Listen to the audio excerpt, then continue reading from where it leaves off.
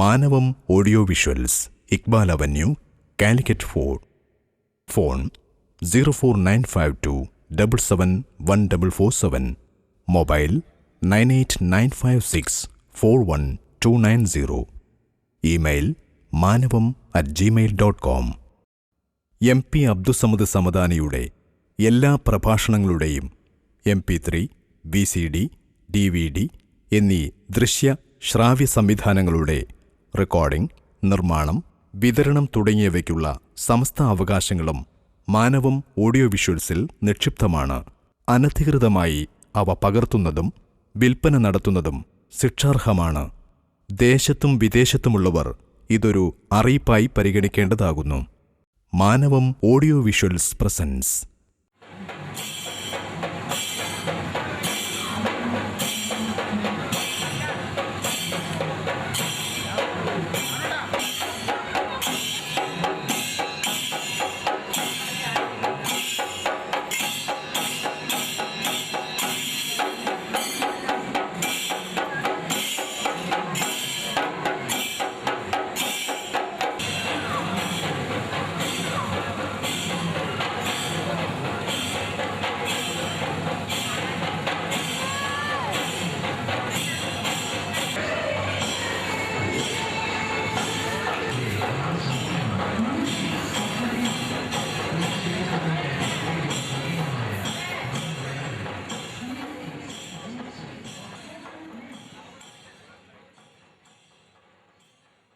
വളരെ ആഹ്ലാദകരമായ ഈ വേദിയുടെ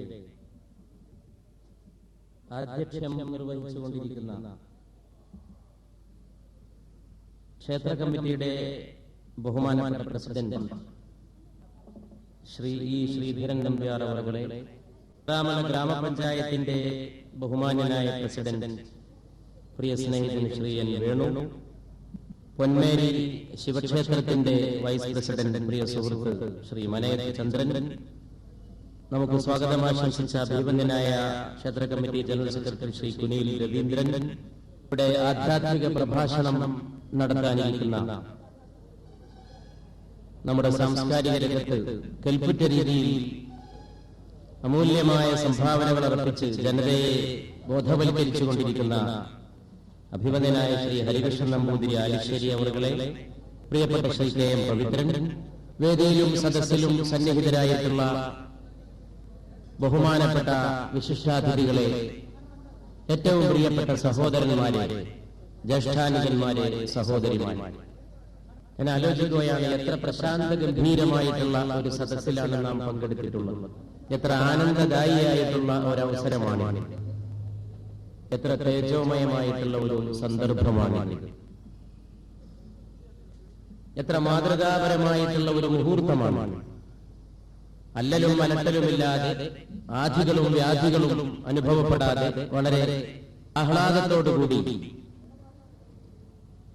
വിവിധ സമുദായങ്ങളിൽപ്പെട്ട സഹോദര സഹോദരിമാർ ഒന്നിച്ച് ഈ മരച്ചോട്ടിൽ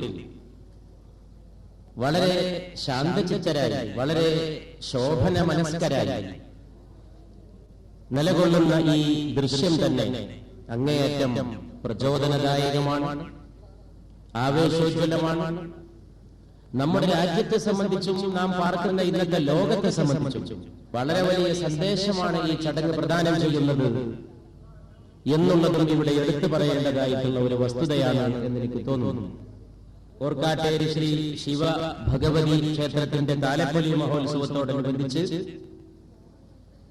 ഇവിടെ വരാനും നിങ്ങളെയൊക്കെ കാണാനും ഈ സദസ്സിൽ പങ്കാളിയായി രണ്ട് വാക്ക് ഇവിടെ സംസാരിക്കുവാനും അവസരമുണ്ടായതിൽ എനിക്ക് അല്പമായ സന്തോഷമുണ്ട്. വർഷത്തിലൊരിക്കൽ ഈ വിനീതന്റെ വാർഷിക പ്രഭാഷണം കഴിഞ്ഞ കുറച്ച് വർഷമായിട്ട് കോഴിക്കോട്ട് മദീനയിലേക്കുള്ള പാത എന്ന പേരിൽ വിശുദ്ധ പ്രവാചക തിരുമേനി മുഹമ്മദ് നബി തിരുമേനി സല്ലല്ലാഹു അലൈഹി വആലിഹി വഅസ്ഹാബിഹി വസല്ലമയുടെ അവദാനങ്ങളിൽ ഊന്നി നിന്നുകൊണ്ട് മാനവ സമൂഹത്തിന്റെ പ്രശ്നങ്ങളെക്കുറിച്ചും ഇന്നുള്ള സങ്കീർണതകളെക്കുറിച്ചും ആലോചിച്ച് വിഷയമാക്കിയിട്ടുള്ള സമ്മേളനത്തിൽ സഹോദര സമുദായങ്ങളിലെ മഹാപണ്ഡിതന്മാരെ ഇതുപോലെ ക്ഷണിച്ചു വരുത്താൻ പ്രത്യേകമായ താല്പര്യമെടുത്ത് പോരാറുണ്ട്. കഴിഞ്ഞ വർഷം മുനിനാരായണ സ്വാമി, കോഴിക്കോട്ടെ ബിഷപ്പ്, മുനിനാരായണ സ്വാമി വർക്കലയിൽ നിന്ന് വളരെ ദൂരം യാത്ര ചെയ്ത് ആ സമ്മേളനത്തിൽ വന്ന് പങ്കെടുക്കുകയുണ്ടായി. ഇത്തവണയും വളരെ വലിയ ബുദ്ധിജീവികളും പണ്ഡിതന്മാരും സഹോദര സമുദായങ്ങളിൽപ്പെട്ടവർ പങ്കുകൊള്ളുകയുണ്ടായി.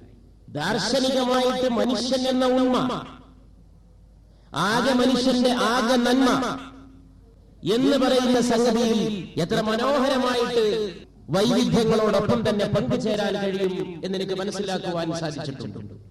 ഊർക്കാട്ടേരി ശിവ ഭഗവതി ക്ഷേത്രത്തിന്റെ താലപ്പൊലി മഹോത്സവത്തിൽ നാം ഇങ്ങനെ സന്നിഹിതരായിട്ട് നിലകൊള്ളുമ്പോൾ ഈ യോഗത്തിന്റെ പ്രസക്തി എന്താണ്, നമ്മുടെ ഈ സംരംഭത്തിന്റെ പ്രസക്തി എന്താണ്, ഈ സംഗമത്തിന്റെ പ്രസക്തി എന്താണ്? ഊർക്കാട്ടേരി എന്ന പേരിനെ കുറിച്ച് തന്നെ ഞാൻ മനസ്സിലാക്കിയിട്ടുണ്ട്. ഇവിടെ ഈ ക്ഷേത്രത്തിന്റെ ഐതിഹ്യത്തെക്കുറിച്ചും സ്വാഗത പ്രസംഗത്തിൽ വിസ്തരിച്ച് പറയുകയുണ്ടായി. നമ്മുടെ നാടിന്റെ ഒരു പാരമ്പര്യം, ഈ ഉത്സവങ്ങൾ എന്ന് പറയുന്നത് തന്നെ മനുഷ്യന് ആനന്ദം പകരുന്ന ശുഭവേളകളാണ്. കേരളത്തിലെ അമ്പലങ്ങളിൽ മിക്കവാറും നടക്കുന്ന ഉത്സവങ്ങളുടെ ചരിത്രവും അതിന്റെ ഐതിഹ്യങ്ങളും പശ്ചാത്തലവും പരിശോധിച്ചാൽ നമ്മുടെ കാർഷിക സമൂഹത്തിന്റെ ജീവിത ഘടനയുമായിട്ട് അതിനുള്ള അഭേദ്യമായ ബന്ധം മനസ്സിലാക്കാൻ സാധിക്കുന്നതാണ്. ഇന്ന് കൃഷി ക്ഷയിച്ചുകൊണ്ടിരിക്കുന്ന കാലമാണ്. എന്നാൽ മുമ്പ് അങ്ങനെയായിരുന്നില്ല. നെല്ലറകളാണ് കേരളത്തെ നിലനിർത്തിയത്. മനോഹരമായ നെൽപ്പാടങ്ങൾ അപൂർവ വസ്തുവായിട്ട് കേരളത്തിൽ മാറിക്കൊണ്ടിരിക്കുന്ന കാലഘട്ടമാണ്. മുമ്പ് അങ്ങനെയല്ല, കൃഷിയാണ്, പ്രധാനമായിട്ടും നെൽകൃഷിയാണ്. കൊയ്ത്ത് വേളയിലാണ് പലപ്പോഴും ഉത്സവങ്ങൾ നടന്നത്. കാരണം കൊയ്ത്ത് എന്ന് പറയുമ്പോ വിളവറയ്ക്ക് കഷ്ടപ്പെട്ട കർഷകൻ ആനന്ദം കൊള്ളുന്ന സമയമാണ്. നെൽപ്പാടങ്ങളിൽ നിന്ന് നെല്ലിന്റെ കറ്റകൾ ഒന്നിച്ച് വീട്ടിന്റെ മുറ്റത്തേക്ക് പ്രവാഹം കൊള്ളുമ്പോൾ കർഷകന്റെ മനസ്സ് ആനന്ദം കൊണ്ട് തുടികൊട്ടും. ആ ആനന്ദത്തിന്റെ തുടികൊട്ടൽ ഉത്സവങ്ങളുടെ ആഹ്ലാദ പെരുമയിൽ ചെന്ന് കലാശിക്കും. നിരവധി ആഘോഷ പരിപാടികളിലൂടെ കൃഷിയുടെ ഉത്സവം ആളുകൾ കൊണ്ടാടും. ഞാനിത് പറയുന്നത് കൃഷിയെക്കുറിച്ച് കൂടി നമ്മൾ ചിന്തിക്കേണ്ട ഒരു കാലഘട്ടമാണ്. കാർഷിക വൃത്തി, നെല്ല്, തെങ്ങ് എന്നിത്യാദി കാര്യങ്ങളെക്കുറിച്ച്, അല്ലെങ്കിൽ നമ്മുടെ ജീവിതത്തിന്റെ വളരെ പ്രധാനപ്പെട്ട പ്രകൃതിയിലെ അംശങ്ങളെക്കുറിച്ച്, നമ്മെ പരിപോഷിപ്പിച്ച് നമ്മളാക്കി തീർക്കുന്ന പ്രകൃതിയിലെ ജീവൽ പ്രധാനമായ ഘടകങ്ങളെക്കുറിച്ച് നമ്മൾ ആലോചിക്കേണ്ടത് വളരെ ആവശ്യമാണ്. ഊർക്കാട്ടേരി എന്ന വാക്കിൽ ഓർക്കുക എന്ന പദത്തിന്റെ ഒരു മൂലസ്വരൂപത്തിന്റെ രൂപപരിണാമം ഉണ്ട് എന്ന് ഞാൻ വിശ്വസിക്കുന്നു. ഈ പ്രപഞ്ചത്തിൽ, ഈ ലോകത്ത് നമ്മൾ പഠിക്കേണ്ട ഏറ്റവും വലിയ പാഠം സമാധാനത്തോടെ ഒന്നിച്ച് ജീവിക്കാനുള്ള പാഠമാണ്. സമാധാനത്തോടെ ഒന്നിച്ച് ജീവിക്കാനുള്ള പാഠം പഠിക്കുക എന്നുള്ളതാണ് ഏറ്റവും വലിയ സംഗതി. വലിയ ബിരുദങ്ങളോ, വലിയ വിദ്യാഭ്യാസമോ, വലിയ ആശയങ്ങളോ, വലിയ സിദ്ധാന്തങ്ങളോ ഒന്നുമല്ല. ഇന്ന് ഇതാണ് ഏറ്റവും വലിയ ആവശ്യം. കുറച്ചുകൂടി വ്യക്തമായിട്ട് പറഞ്ഞാൽ സമാധാനപരമായ സഹവർത്തിത്വം, പീസ്ഫുൾ കോ എക്സിസ്റ്റൻസ്. നീ ഇവിടെ ജീവിക്കുന്നു, ഞാനും ഇവിടെ ജീവിക്കുന്നു. നിനക്ക് നിന്റെ മതം, എനിക്ക് എന്റെ മതം എന്ന് ഖുർആനിൽ പറഞ്ഞിട്ടുണ്ട്. ലക്കും ദീനുക്കും വലിയ ദീൻ, for you your religion and for me my religion. നിങ്ങൾക്ക് നിങ്ങളുടെ മതം, എനിക്ക് എന്റെ മതം. നിങ്ങളുടെ മതത്തിൽ നിങ്ങൾക്ക് വിശ്വസിച്ച് നിങ്ങൾ ജീവിക്കുന്നു, എന്റെ മതത്തിൽ വിശ്വസിച്ച് ഞാൻ ജീവിക്കുന്നു. നമുക്ക് മനുഷ്യരെന്ന നിലയിൽ ആകാശത്തെ മേലാപ്പാക്കി, ഭൂമിയെ വിരിപ്പാക്കി, വായുവിനെ ശ്വാസമാക്കി, വെള്ളത്തെ പാനമാക്കി ഇവിടെ കഴിഞ്ഞുകൂടുന്നതിന് തടസ്സമില്ല എന്നുള്ള സംഗതി വളരെ ഗൗരവത്തോടുകൂടി മനസ്സിലാക്കപ്പെടേണ്ടതായിട്ട് വന്നിരിക്കുന്നു. പക്ഷേ ഊർക്കാട്ടേരിയുടെ ഈ അമ്പലമുറ്റത്ത് നിന്നുകൊണ്ട് ഈ വിനീതൻ ചോദിക്കുന്നു, ഇന്നാർക്കാണ് ഓർക്കാൻ സമയം? നാരായണഗുരു പറഞ്ഞ വാക്ക് വളരെ പ്രധാനമാണ്. ഓർത്താൽ ഓർക്കണം. ആർക്കുണ്ട് ഓർക്കാൻ സമയം? ആർക്കാണ് ഓർക്കാൻ സന്നദ്ധതയുള്ളത്? അവൻ ഇവനെന്ന് അറിയുന്നതൊക്കെ ഓർത്താൽ ആദിയിലൊരു ആത്മരൂപം. ഓർക്കണം. ഓർക്കുന്നവന് മാത്രമേ മനസ്സിലാക്കാൻ സാധിക്കൂ. ഓർക്കുക എന്ന് നാരായണഗുരു പറയുമ്പോ അത് മറന്നുപോയത് ഓർക്കുക എന്ന അർത്ഥത്തിൽ മാത്രമല്ല. സത്യത്തിൽ ഓർക്കുക എന്ന വാക്ക് വളരെ പ്രധാനമാണ്. മറന്നുപോയ ഒരു സംഗതിയെ വീണ്ടും ഓർമ്മയിലേക്ക് കൊണ്ടുവരുന്നതിനെയാണ് ഭാഷയിൽ നമ്മൾ ഓർക്കുക എന്ന് പറയാറുള്ളത്. ഓർമ്മയുണ്ടാകണമെന്ന് പറയാറുണ്ട്. ഓർമ്മയാണ് ഓർക്കൽ. പക്ഷെ അതേസമയം ചിന്തക്കും ഓർക്കുക എന്ന അർത്ഥം മലയാളത്തിൽ നൽകപ്പെട്ടിട്ടുണ്ട്. ചിന്തിക്കുക, ആലോചിക്കുക. ആലോചനയാണ് ഓർമ്മ. ആലോചന നമുക്ക് നഷ്ടപ്പെട്ടിരിക്കുന്നു. ദർശനം നഷ്ടപ്പെട്ടു പോയി. ഈ ഹൃദയമാകുന്ന ദേശത്ത് പാർക്കുക എന്ന് പറയുന്നത് വളരെ പ്രധാനപ്പെട്ട ഒരു കാര്യമാണ്. ഇന്ന് ഹൃദയം നഷ്ടപ്പെടുന്ന കാലമാണ്. രാഷ്ട്രീയത്തിന് ഹൃദയം നഷ്ടപ്പെട്ടുകൊണ്ടിരിക്കുന്നു. കലാസാഹിത്യാദി മാധ്യമങ്ങൾക്ക് ഹൃദയം നഷ്ടപ്പെടുന്നു. സാമ്പത്തിക വ്യവഹാരങ്ങൾക്ക്, അന്താരാഷ്ട്ര ബന്ധങ്ങൾക്ക് ഹൃദയം നഷ്ടപ്പെടുന്നു. മതത്തിനും ഹൃദയം നഷ്ടപ്പെടുന്നുവോ എന്ന് ചിന്തിക്കേണ്ടി വരുന്നതാണ് നമ്മുടെ ദുരന്തം. മതത്തിന് ഹൃദയം നഷ്ടപ്പെട്ടാൽ പിന്നെ എന്തായിരിക്കും സ്ഥിതി? അലിവില്ലാത്ത മതം, കരുണയില്ലാത്ത മതം, ദയയില്ലാത്ത മതം, സ്നേഹമില്ലാത്ത മതം, അനുകമ്പയില്ലാത്ത മതം, അനുതാപമില്ലാത്ത മതം, സഹാനുഭൂതിയില്ലാത്ത മതം. വിശുദ്ധ ഖുർആനിൽ ദൈവത്തെക്കുറിച്ച്, അല്ലാഹുവിനെ കുറിച്ച് ഒട്ടേറെ അല്ലാഹുവിന്റെ ശുഭകരമായ നാമങ്ങൾ പരിചയപ്പെടുത്തിയിട്ടുണ്ട്. അസ്മാഉൽ ഹുസ്ന എന്നാണ് അതിന് പേര് വെക്കപ്പെട്ടിട്ടുള്ളത്. അല്ലാഹുവിന്റെ ഉത്കൃഷ്ട നാമങ്ങൾ. അല്ലാഹു കരുണ ചെയ്യുന്നവനാണ്, അല്ലാഹു പൊറുക്കുന്നവനാണ്, അല്ലാഹു ദയാപരനാണ്, അല്ലാഹു അധികാരസ്ഥനാണ്. അങ്ങനെ പല പ്രയോഗങ്ങൾ. അല്ലാഹു വിശാലതയുള്ളവനാണ്, എല്ലാം പറയുന്നുണ്ട്. പക്ഷേ ഈ 100 പേരുകളിൽ നിന്ന്, ദൈവത്തിന്റെ 100 ഉത്കൃഷ്ട നാമങ്ങളിൽ നിന്ന് ഖുർആൻ ഏറ്റവും കൂടുതൽ ആവർത്തിച്ച് ഉദ്ധരിച്ച് പറഞ്ഞിട്ടുള്ളത് 2 പേരാണ്. ഒന്ന് അർ-റഹ്മാൻ, ഒന്ന് അർ-റഹീം. എന്ത് നല്ല കാര്യം ചെയ്യുമ്പോഴും മുസ്ലിങ്ങൾ ഉച്ചരിക്കുന്ന ഒരു പേരുണ്ട്, ബിസ്മില്ലാഹിർ റഹ്മാനിർ റഹീം. അർ-റഹ്മാനും അർ-റഹീമുമായ അല്ലാഹുവിന്റെ തിരുനാമത്തിൽ ഞാൻ ആരംഭിക്കുന്നു. ഏത് നല്ല കാര്യവും ഈ വാക്ക് ചൊല്ലിക്കൊണ്ടാകണമെന്നാണ് ഇസ്ലാം അനുശാസിക്കുന്നത്. എന്താണ് അർ-റഹ്മാൻ? അളവറ്റ കരുണ ചെയ്യുന്നവൻ. അർ-റഹീം ദയാപരൻ, കണക്കറ്റ ദയ ചെയ്യുന്നവനാണ് ദൈവം. അളവില്ലാതെ കാരുണ്യം കാട്ടുന്നവനാണ് ദൈവം.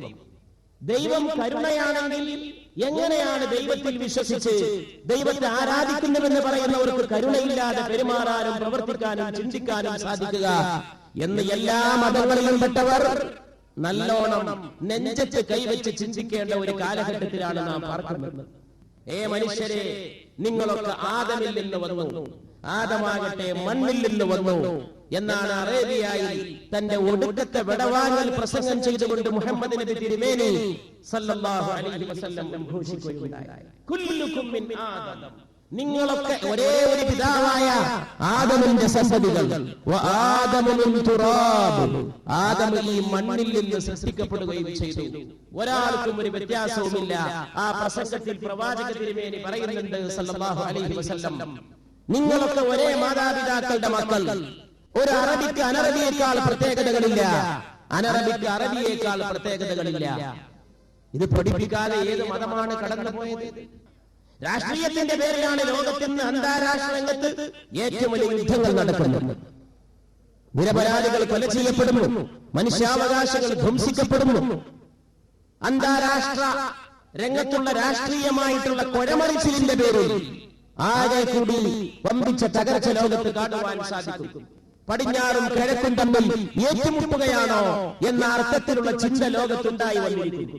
പൗരസ്ത്യ രാജ്യങ്ങളുടെ മേൽ യുദ്ധം അടിച്ചേൽപ്പിക്കുന്നതിന്റെ തൊട്ടു മുമ്പാണ് പടിഞ്ഞാറൻ രാജ്യങ്ങളിൽ നിന്ന് ഒരു പ്രത്യേകമായിട്ടുള്ള സിദ്ധാന്തം നമ്മൾ കേട്ടത്. ക്ലാഷ് ഓഫ് സിവിലൈസേഷൻ, നാഗരികതകളുടെ സംഘട്ടനം. ആദ്യമായിട്ട് സാമുവൽ ഹണ്ടിങ്ടൺ എന്ന എഴുത്തുകാരനാണ് ഇതിനെക്കുറിച്ച് സംസാരിച്ചത്. അദ്ദേഹത്തിന്റെ പ്രസിദ്ധമായിട്ടുള്ള പുസ്തകം പിന്നീട് ഇറങ്ങി. പുസ്തകത്തിന്റെ പേര് ഇത് തന്നെയായിരുന്നു, ദ ക്ലാഷ് ഓഫ് സിവിലൈസേഷൻസ്, സംസ്കാരങ്ങളുടെ സംഘട്ടനം, നാഗരികതകളുടെ സംഘർഷം. അദ്ദേഹം ആ പുസ്തകത്തിൽ പറയുന്നത് ലോകത്ത് ഇനി ഉണ്ടാകാൻ പോകുന്നത് പടിഞ്ഞാറിന്റെയും കിഴക്കിന്റെയും നാഗരികതകൾക്കിടയിലുള്ള സംഘട്ടനമാണെന്നാണ്. അത്രമാത്രമല്ല ഹണ്ടിങ്ടൺ പറയുന്നത് ഈ സംഘട്ടനത്തിൽ പടിഞ്ഞാറൻ സംസ്കാരം അതിജയിക്കും, പൗരസ്ത്യ സംസ്കാരം തകരും എന്നാണ്. ഇന്ന് അന്താരാഷ്ട്ര രംഗത്ത് നടക്കുന്ന ഘോരമായിട്ടുള്ള യുദ്ധങ്ങൾ, ഏഷ്യൻ രാജ്യങ്ങൾക്ക് മേൽ പടിഞ്ഞാറിലെ ചില രാജ്യങ്ങളുടെ അധിനിവേശ താല്പര്യങ്ങൾ, ആ താല്പര്യങ്ങളിൽ നിന്ന് ഈ പുസ്തകത്തെ വേർതിരിച്ച് കാണാൻ നമുക്ക് സാധിക്കാത്ത വിധം രാഷ്ട്രീയമായ യുദ്ധങ്ങളും സാംസ്കാരികമായ പോരിനെ കുറിച്ചുള്ള സിദ്ധാന്തങ്ങളും അവകാശവാദങ്ങളും ലോകത്ത് വലിയ തോതിൽ കുഴപ്പം സൃഷ്ടിച്ചുകൊണ്ടിരിക്കുന്ന കാലഘട്ടമാണ്. ഒന്ന് ആലോചിച്ച് നോക്കൂ, കിഴക്കും പടിഞ്ഞാറും തമ്മിൽ സംഘട്ടനമുണ്ടോ? ഉണ്ടെങ്കിൽ തന്നെ ഈ സാമുവൽ ഹണ്ടിങ്ടൺ പറയുന്ന പോലെ അമേരിക്കയുടെയും യൂറോപ്പിന്റെയും സംസ്കാരം ഏഷ്യയുടെ സംസ്കാരത്തിന്റെ മേൽ കൊടിനാട്ടി നമ്മുടെ പൗരസ്ത്യ സംസ്കാരം തകർന്നാൽ ആ ലോകം എങ്ങനെ ഉണ്ടാകുമെന്ന് ഈ അമ്പലമുറ്റത്ത് വെച്ചെന്ന് ആലോചിച്ച് നോക്കാൻ ഞാൻ എന്റെ പ്രിയപ്പെട്ട സഹോദരന്മാരോട് ആവശ്യപ്പെടുകയാണ്. അമ്പലമുറ്റത്ത് എന്ന് ഞാൻ വളരെ അർത്ഥഗർഭമായിട്ട് പറയുകയാണ്. മുനിവര്യന്മാരുടെ, ഋഷിവര്യന്മാരുടെ, ഗുരുപരമ്പരയിൽപ്പെട്ട ആചാര്യ ശ്രേഷ്ഠന്മാരുടെ പാരമ്പര്യം കുടികൊള്ളുന്ന രാജ്യമാണ് ഇന്ത്യ. ഇന്ത്യയുടെ ചരിത്രം എത്ര രസകരമാണ്, എത്ര ആനന്ദകരമാണ്. ഇന്ത്യയിൽ സമുദായങ്ങൾക്കിടയിൽ പോരുണ്ടായിട്ടുണ്ടോ? ഇല്ല. ഭരണാധികാരികളുടെ നയങ്ങളുടെ പേരിലോ ചരിത്രത്തിൽ ഏത് രാജ്യത്തിന്റെയും ചരിത്രത്തിൽ സംഭവിക്കുന്ന പോലെ പോരോ സംഘടനമോ സംഭവിച്ചിട്ടുണ്ടാകാം. പക്ഷെ ഒരു ജനത എന്ന നിലയിൽ, ഒരു രാഷ്ട്രം എന്ന നിലയിൽ, ഒരു സംസ്കാരം എന്ന നിലയിൽ നമ്മുടെ ജനതകൾക്കിടയിൽ ആ രീതിയിലുള്ള പോരോ സംഘടനകളോ വലിയതായിട്ട് എടുത്തുകാട്ടാൻ ചരിത്രത്തിൽ നിന്ന് സാധിക്കാത്ത വിധം സഹിഷ്ണുതയുടെ, സൗഹൃദത്തിന്റെ ധാര പുഴ പോലെ നമ്മുടെ ചരിത്രത്തിലൂടെ ഒഴുകുന്നത് നമുക്ക് കാണാൻ സാധിക്കും. മതത്തിന്റെ ദാഹം തീരാത്ത രാജ്യമാണ് ഇന്ത്യ. വേദങ്ങളുടെ മണ്ണാണിത്, ഉപനിഷത്തിന്റെ മണ്ണാണിത്, ശ്രുതികളുടെ സ്മൃതികളുടെ മണ്ണാണിത്. തെക്ക് ഒരു നാരായണ കവിനെ നമ്മൾ കാണുമ്പോ വടക്ക് നമ്മളൊരു ഗുരുനാനാക്കിനെ കാണുന്നു. രണ്ടാളുടെയും സ്വഭാവത്തിനിടയിൽ, സന്ദേശത്തിനിടയിൽ വലിയ സാദൃശ്യം കാണാൻ സാധിക്കും. ഗുരുനാനാക്കിന്റെ ഗുരു ഗ്രന്ഥ സാഹിബ് മറിച്ചു നോക്കും. ഗുരുദ്വാരകളിൽ സിഖ് സഹോദരന്മാർ ആരാധിക്കുന്നത് ഈ പുസ്തകത്തെയാണ്. അവരുടെ ആരാധന വിചിത്രമാണ്. ഒരു പുസ്തകത്തെ ആരാധിക്കുന്ന ലോകത്തെ ഒരേ ഒരു മതം ഒരുപക്ഷേ ഗുരുനാനാക്കിന്റെ സിഖ് മതമായി. വലിയ ഗ്രന്ഥം തുറന്നു വെച്ച് അതിനെയാണ് അവർ ആരാധന നടത്തി ആദരിക്കുന്നത്. ആ പുസ്തകത്തിൽ ഒട്ടുമിക്കവാറും സുഹൃതങ്ങൾ ഇസ്ലാമിക സ്വാധീനം പ്രതിഫലിപ്പിക്കപ്പെട്ടതായിട്ട് കാണാൻ സാധിക്കും. പ്രത്യേകിച്ചും ഉത്തരേന്ത്യയിൽ ജീവിച്ചിരുന്ന അജ്മീറിലെ ഖാജ മുഈനുദ്ദീൻ ചിശ്തിയുടെ ശിഷ്യനായ ഖുത്ബുദ്ദീൻ ബഖ്തിയാർ കാക്കി, ആ ഖുത്ബുദ്ദീൻ ബഖ്തിയാർ കാക്കിയുടെ ശിഷ്യനായ ബാബാ ഫരീദ് ശക്കർഗഞ്ച്, ഈ ബാബാ ഫരീദിന്റെ സൂക്തങ്ങൾ അപ്പടി ഗുരുനാനാക്ക് ഗുരുഗ്രന്ഥ സാഹിബിൽ ഉൾപ്പെടുത്തുകയായി. ഫരീദിനെ കുറിച്ച് പഞ്ചാബിൽ എത്ര കവിതകളാണ്. നിങ്ങൾ ഏതെങ്കിലും ഒരു പഞ്ചാബിയെ, ഒരു സിഖുകാരനെ ഡൽഹിയിൽ പോകുമ്പോ പരിചയപ്പെടും. ഒരു സർദാർജിയെ, മിക്കവാറും ഡൽഹിയിലെ ടാക്സി ഡ്രൈവർമാർ സർദാർജിമാരാണ്. അവർ വിശ്വസ്തരാണ്, സ്നേഹസമ്പന്നരാണ്. ഓരോ ജനതക്കും ഉണ്ടാകും ഓരോ അടയാളങ്ങൾ. ഡൽഹിയിലെ ടാക്സി ഡ്രൈവർമാരായിട്ടുള്ള സർദാർജിമാരെ കുറിച്ച് സത്യസന്ധതയുടെ കഥകളല്ലാതെ ഞാൻ ഇന്നോളം കേട്ടിട്ടില്ല. അവരോട് വെറുതെ ഒന്ന് ചോദിച്ചു നോക്കൂ, ഷെയ്ഖ് ബാബാ ഫരീദിനെ അറിയുമോ എന്ന്. അവർ ബാബാ ഫരീദിന്റെ കഥകൾ മുസ്ലിങ്ങളെക്കാൾ വ്യക്തമായിട്ട് ഭംഗിയായിട്ട് പറയാൻ തുടങ്ങും. എന്തുകൊണ്ടെന്നാൽ ബാബാ ഫരീദിന്റെ പ്രസ്താവനകളും സൂക്തങ്ങളും അവർ പാരായണം ചെയ്യുന്ന ഗുരു ഗ്രന്ഥ സാഹിബിൽ സുലഭമാണ്. ഇതാണ് ഇന്ത്യയുടെ കഥ.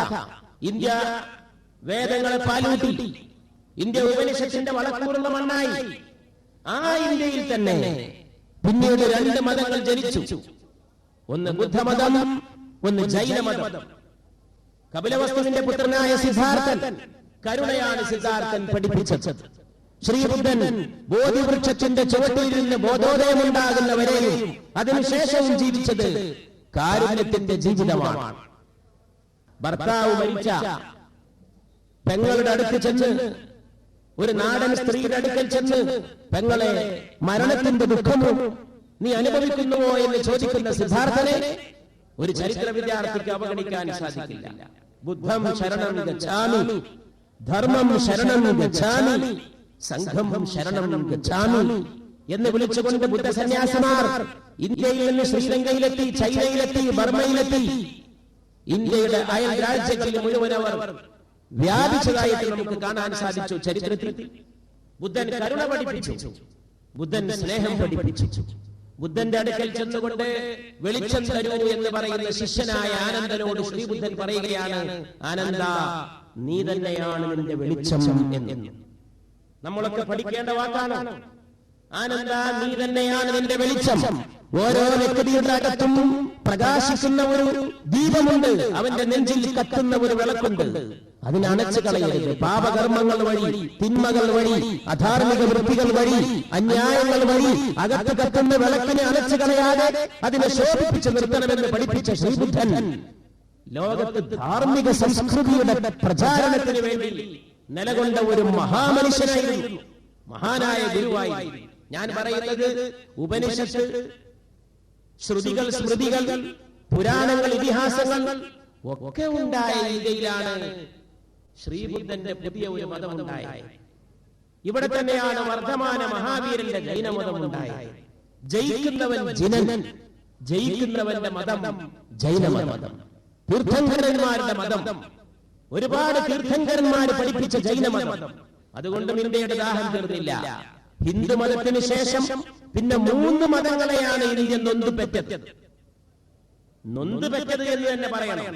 കാരണം ശ്രീബുദ്ധൻ അടിച്ചമർത്തപ്പെട്ട താഴേക്കടയിൽപ്പെട്ടവരെ മോചിപ്പിച്ച മഹാനായ മനുഷ്യനാണ്. പാവങ്ങൾ അനുഭവിച്ച ഒരുപാട് ദൈന്യതകൾക്ക് പരിഹാരം കണ്ട മനുഷ്യനാണ് ശ്രീബുദ്ധൻ. ഇന്ത്യയിൽ ആദ്യമായി സാർവലൗകിക വിദ്യാഭ്യാസത്തിന്റെ കൊടി ഉയർത്തിയത് മെക്കാലെ സാഹിബോ, ഇന്ന് കാണുന്ന ആധുനിക വിദ്യാഭ്യാസത്തിന്റെ ദുരന്തരന്മാരോ വിചക്ഷണന്മാരോ അല്ല. ആദ്യമായിട്ട് ഇന്ത്യയിൽ യൂണിവേഴ്സൽ എഡ്യൂക്കേഷൻ, സാർവലൗകിക വിദ്യാഭ്യാസത്തിന്റെ കൊടി ഉയർത്തിയത് ശ്രീബുദ്ധനാണ്. എല്ലാവരും പഠിക്കണം, എല്ലാവരും വിദ്യ കൊള്ളണം. അത് തന്നെയാണ് നാരായണ ഗുരു നൂറ്റാണ്ടുകൾക്ക് ശേഷം വളരെ മനോഹരമായിട്ട് പറഞ്ഞത്, വിദ്യ കൊണ്ട് പ്രബുദ്ധരാവുക, സംഘടന കൊണ്ട് ശക്തരാവുക എന്ന്. ഇവരുടെയൊക്കെ തത്വങ്ങൾക്കിടയിലുള്ള സമാനതകൾ വളരെ ചിന്തോദീപകമാണ്, ശ്രദ്ധേയമാണ്, നമുക്കത് ആലോചനാമൃതമാണ്. ഒരുപോലെയാണ് അവരിൽ പലരും സംസാരിച്ചത്. വിദ്യ നുകരുക, വിദ്യ വേണം. ഇന്ന് ആർക്കുണ്ട് പഠിക്കാൻ താല്പര്യം? ആര് പഠിക്കുന്നു? വിശുദ്ധ പ്രവാചക തിരുമേനി മുഹമ്മദ് നബി തിരുമേനി സല്ലല്ലാഹു അലൈഹി വസല്ലം പഠിപ്പിച്ചു, അറിവാണ് മതത്തിന്റെ ജീവൻ എന്ന്. അറിവാണ് മതത്തിന്റെ ജീവനും അതിന്റെ തൂണും. അറിയണ്ടേ? പഠിക്കണ്ടേ? പഠിക്കാനും അറിയാനും തയ്യാറില്ലാതെ ആവേശപ്പെട്ട് ഞാൻ ഇന്നയാളാണ്, ഇന്ന മതസ്ഥനാണെന്ന് പറഞ്ഞിട്ട് എന്ത് കാര്യം? ഒരു കഥ പറഞ്ഞു കേട്ടിട്ട് ഒരു അച്ഛൻ മരിക്കാൻ പോണ നേരത്ത് തന്റെ പ്രിയപ്പെട്ട മകനെ വിളിച്ചിട്ട് പറഞ്ഞു, മോനെ, ജീവിതകാലത്ത് ഒന്നും നിനക്ക് ചെയ്തു തരാൻ എനിക്ക് കഴിഞ്ഞില്ല. നിന്നെ വേണ്ട പോലെ രക്ഷിക്കാനോ പരിപാലിക്കാനോ മോനെ എനിക്ക് കഴിഞ്ഞില്ല. ഇപ്പൊ ഞാൻ എന്റെ അന്ത്യവേളയിലാണ്. അതുകൊണ്ട് എന്റെ മോനെ വേണ്ടി ഞാൻ ഒരു സാധനം കരുതി വെച്ചിട്ടുണ്ട്, ഒരു പെട്ടി. അതിൽ നിനക്ക് വേണ്ട ചില കാര്യങ്ങൾ ഞാൻ സൂക്ഷിച്ചു വെച്ചിട്ടുണ്ട്.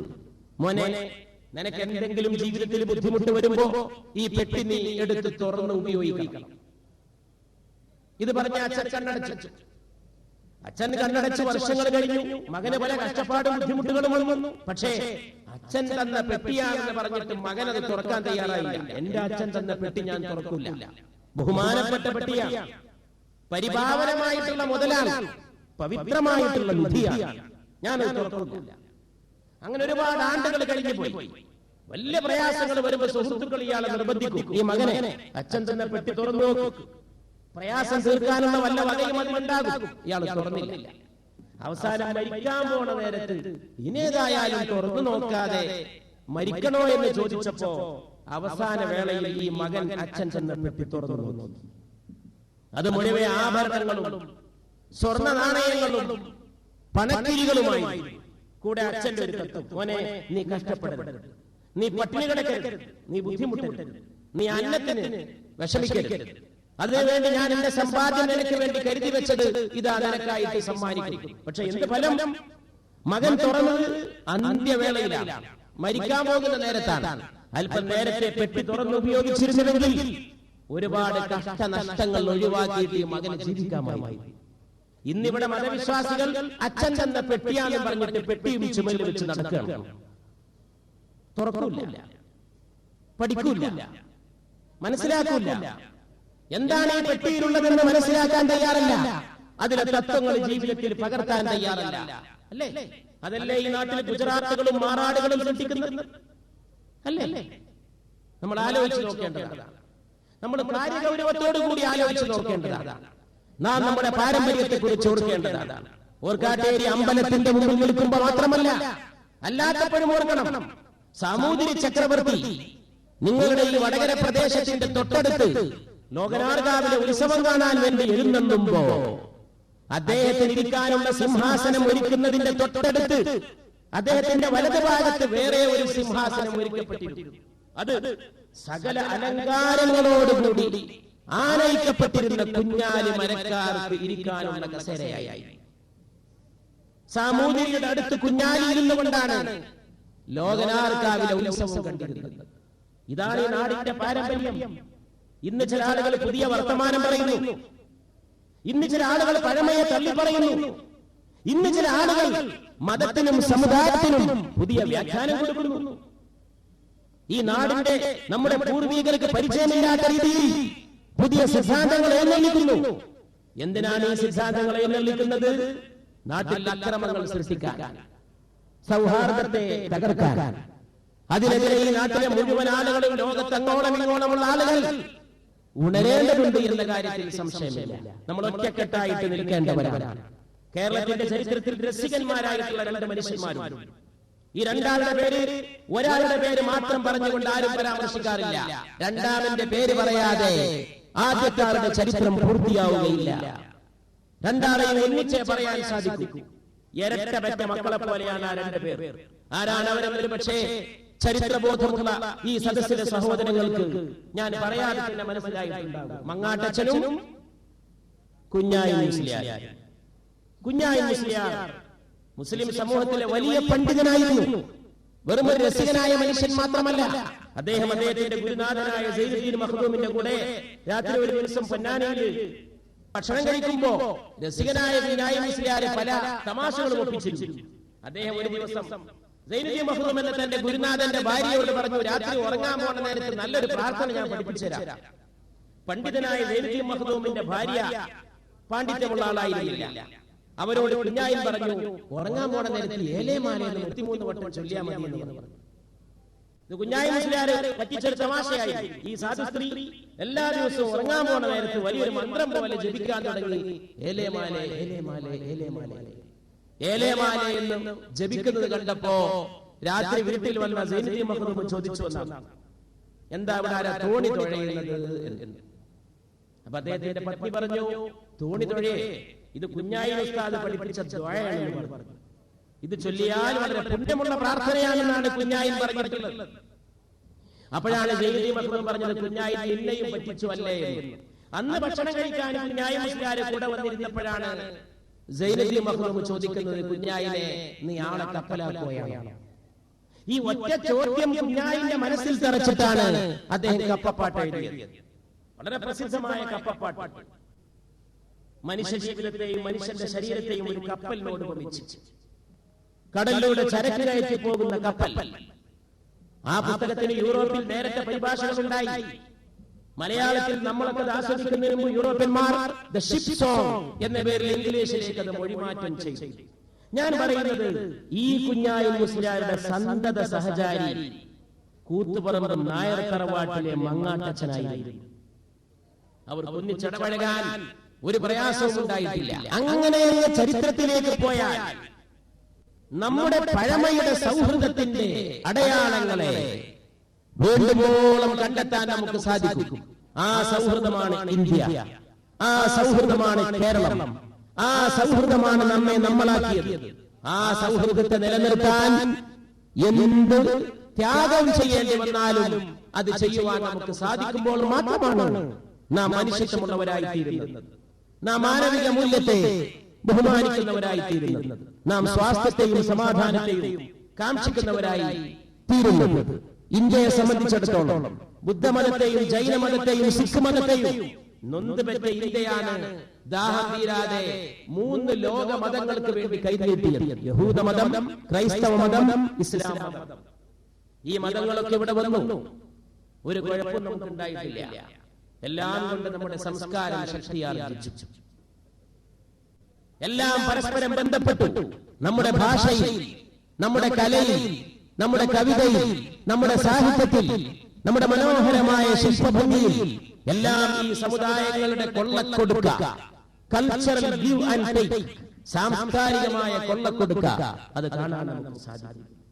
ഇന്നൊരു മലയാളി ഒരു ദിവസം 100 കണക്കിന് അറബ് വാക്കുകളാണ് ഉച്ചരിച്ച് തീർക്കുന്നത്. മുസ്ലിമായ മലയാളിയല്ല, എല്ലാ മലയാളികളും. മലയാളി എന്ന് പറയുമ്പോൾ ഇവിടെ മുസ്ലിം ഹിന്ദു ക്രിസ്ത്യാനിയില്ല.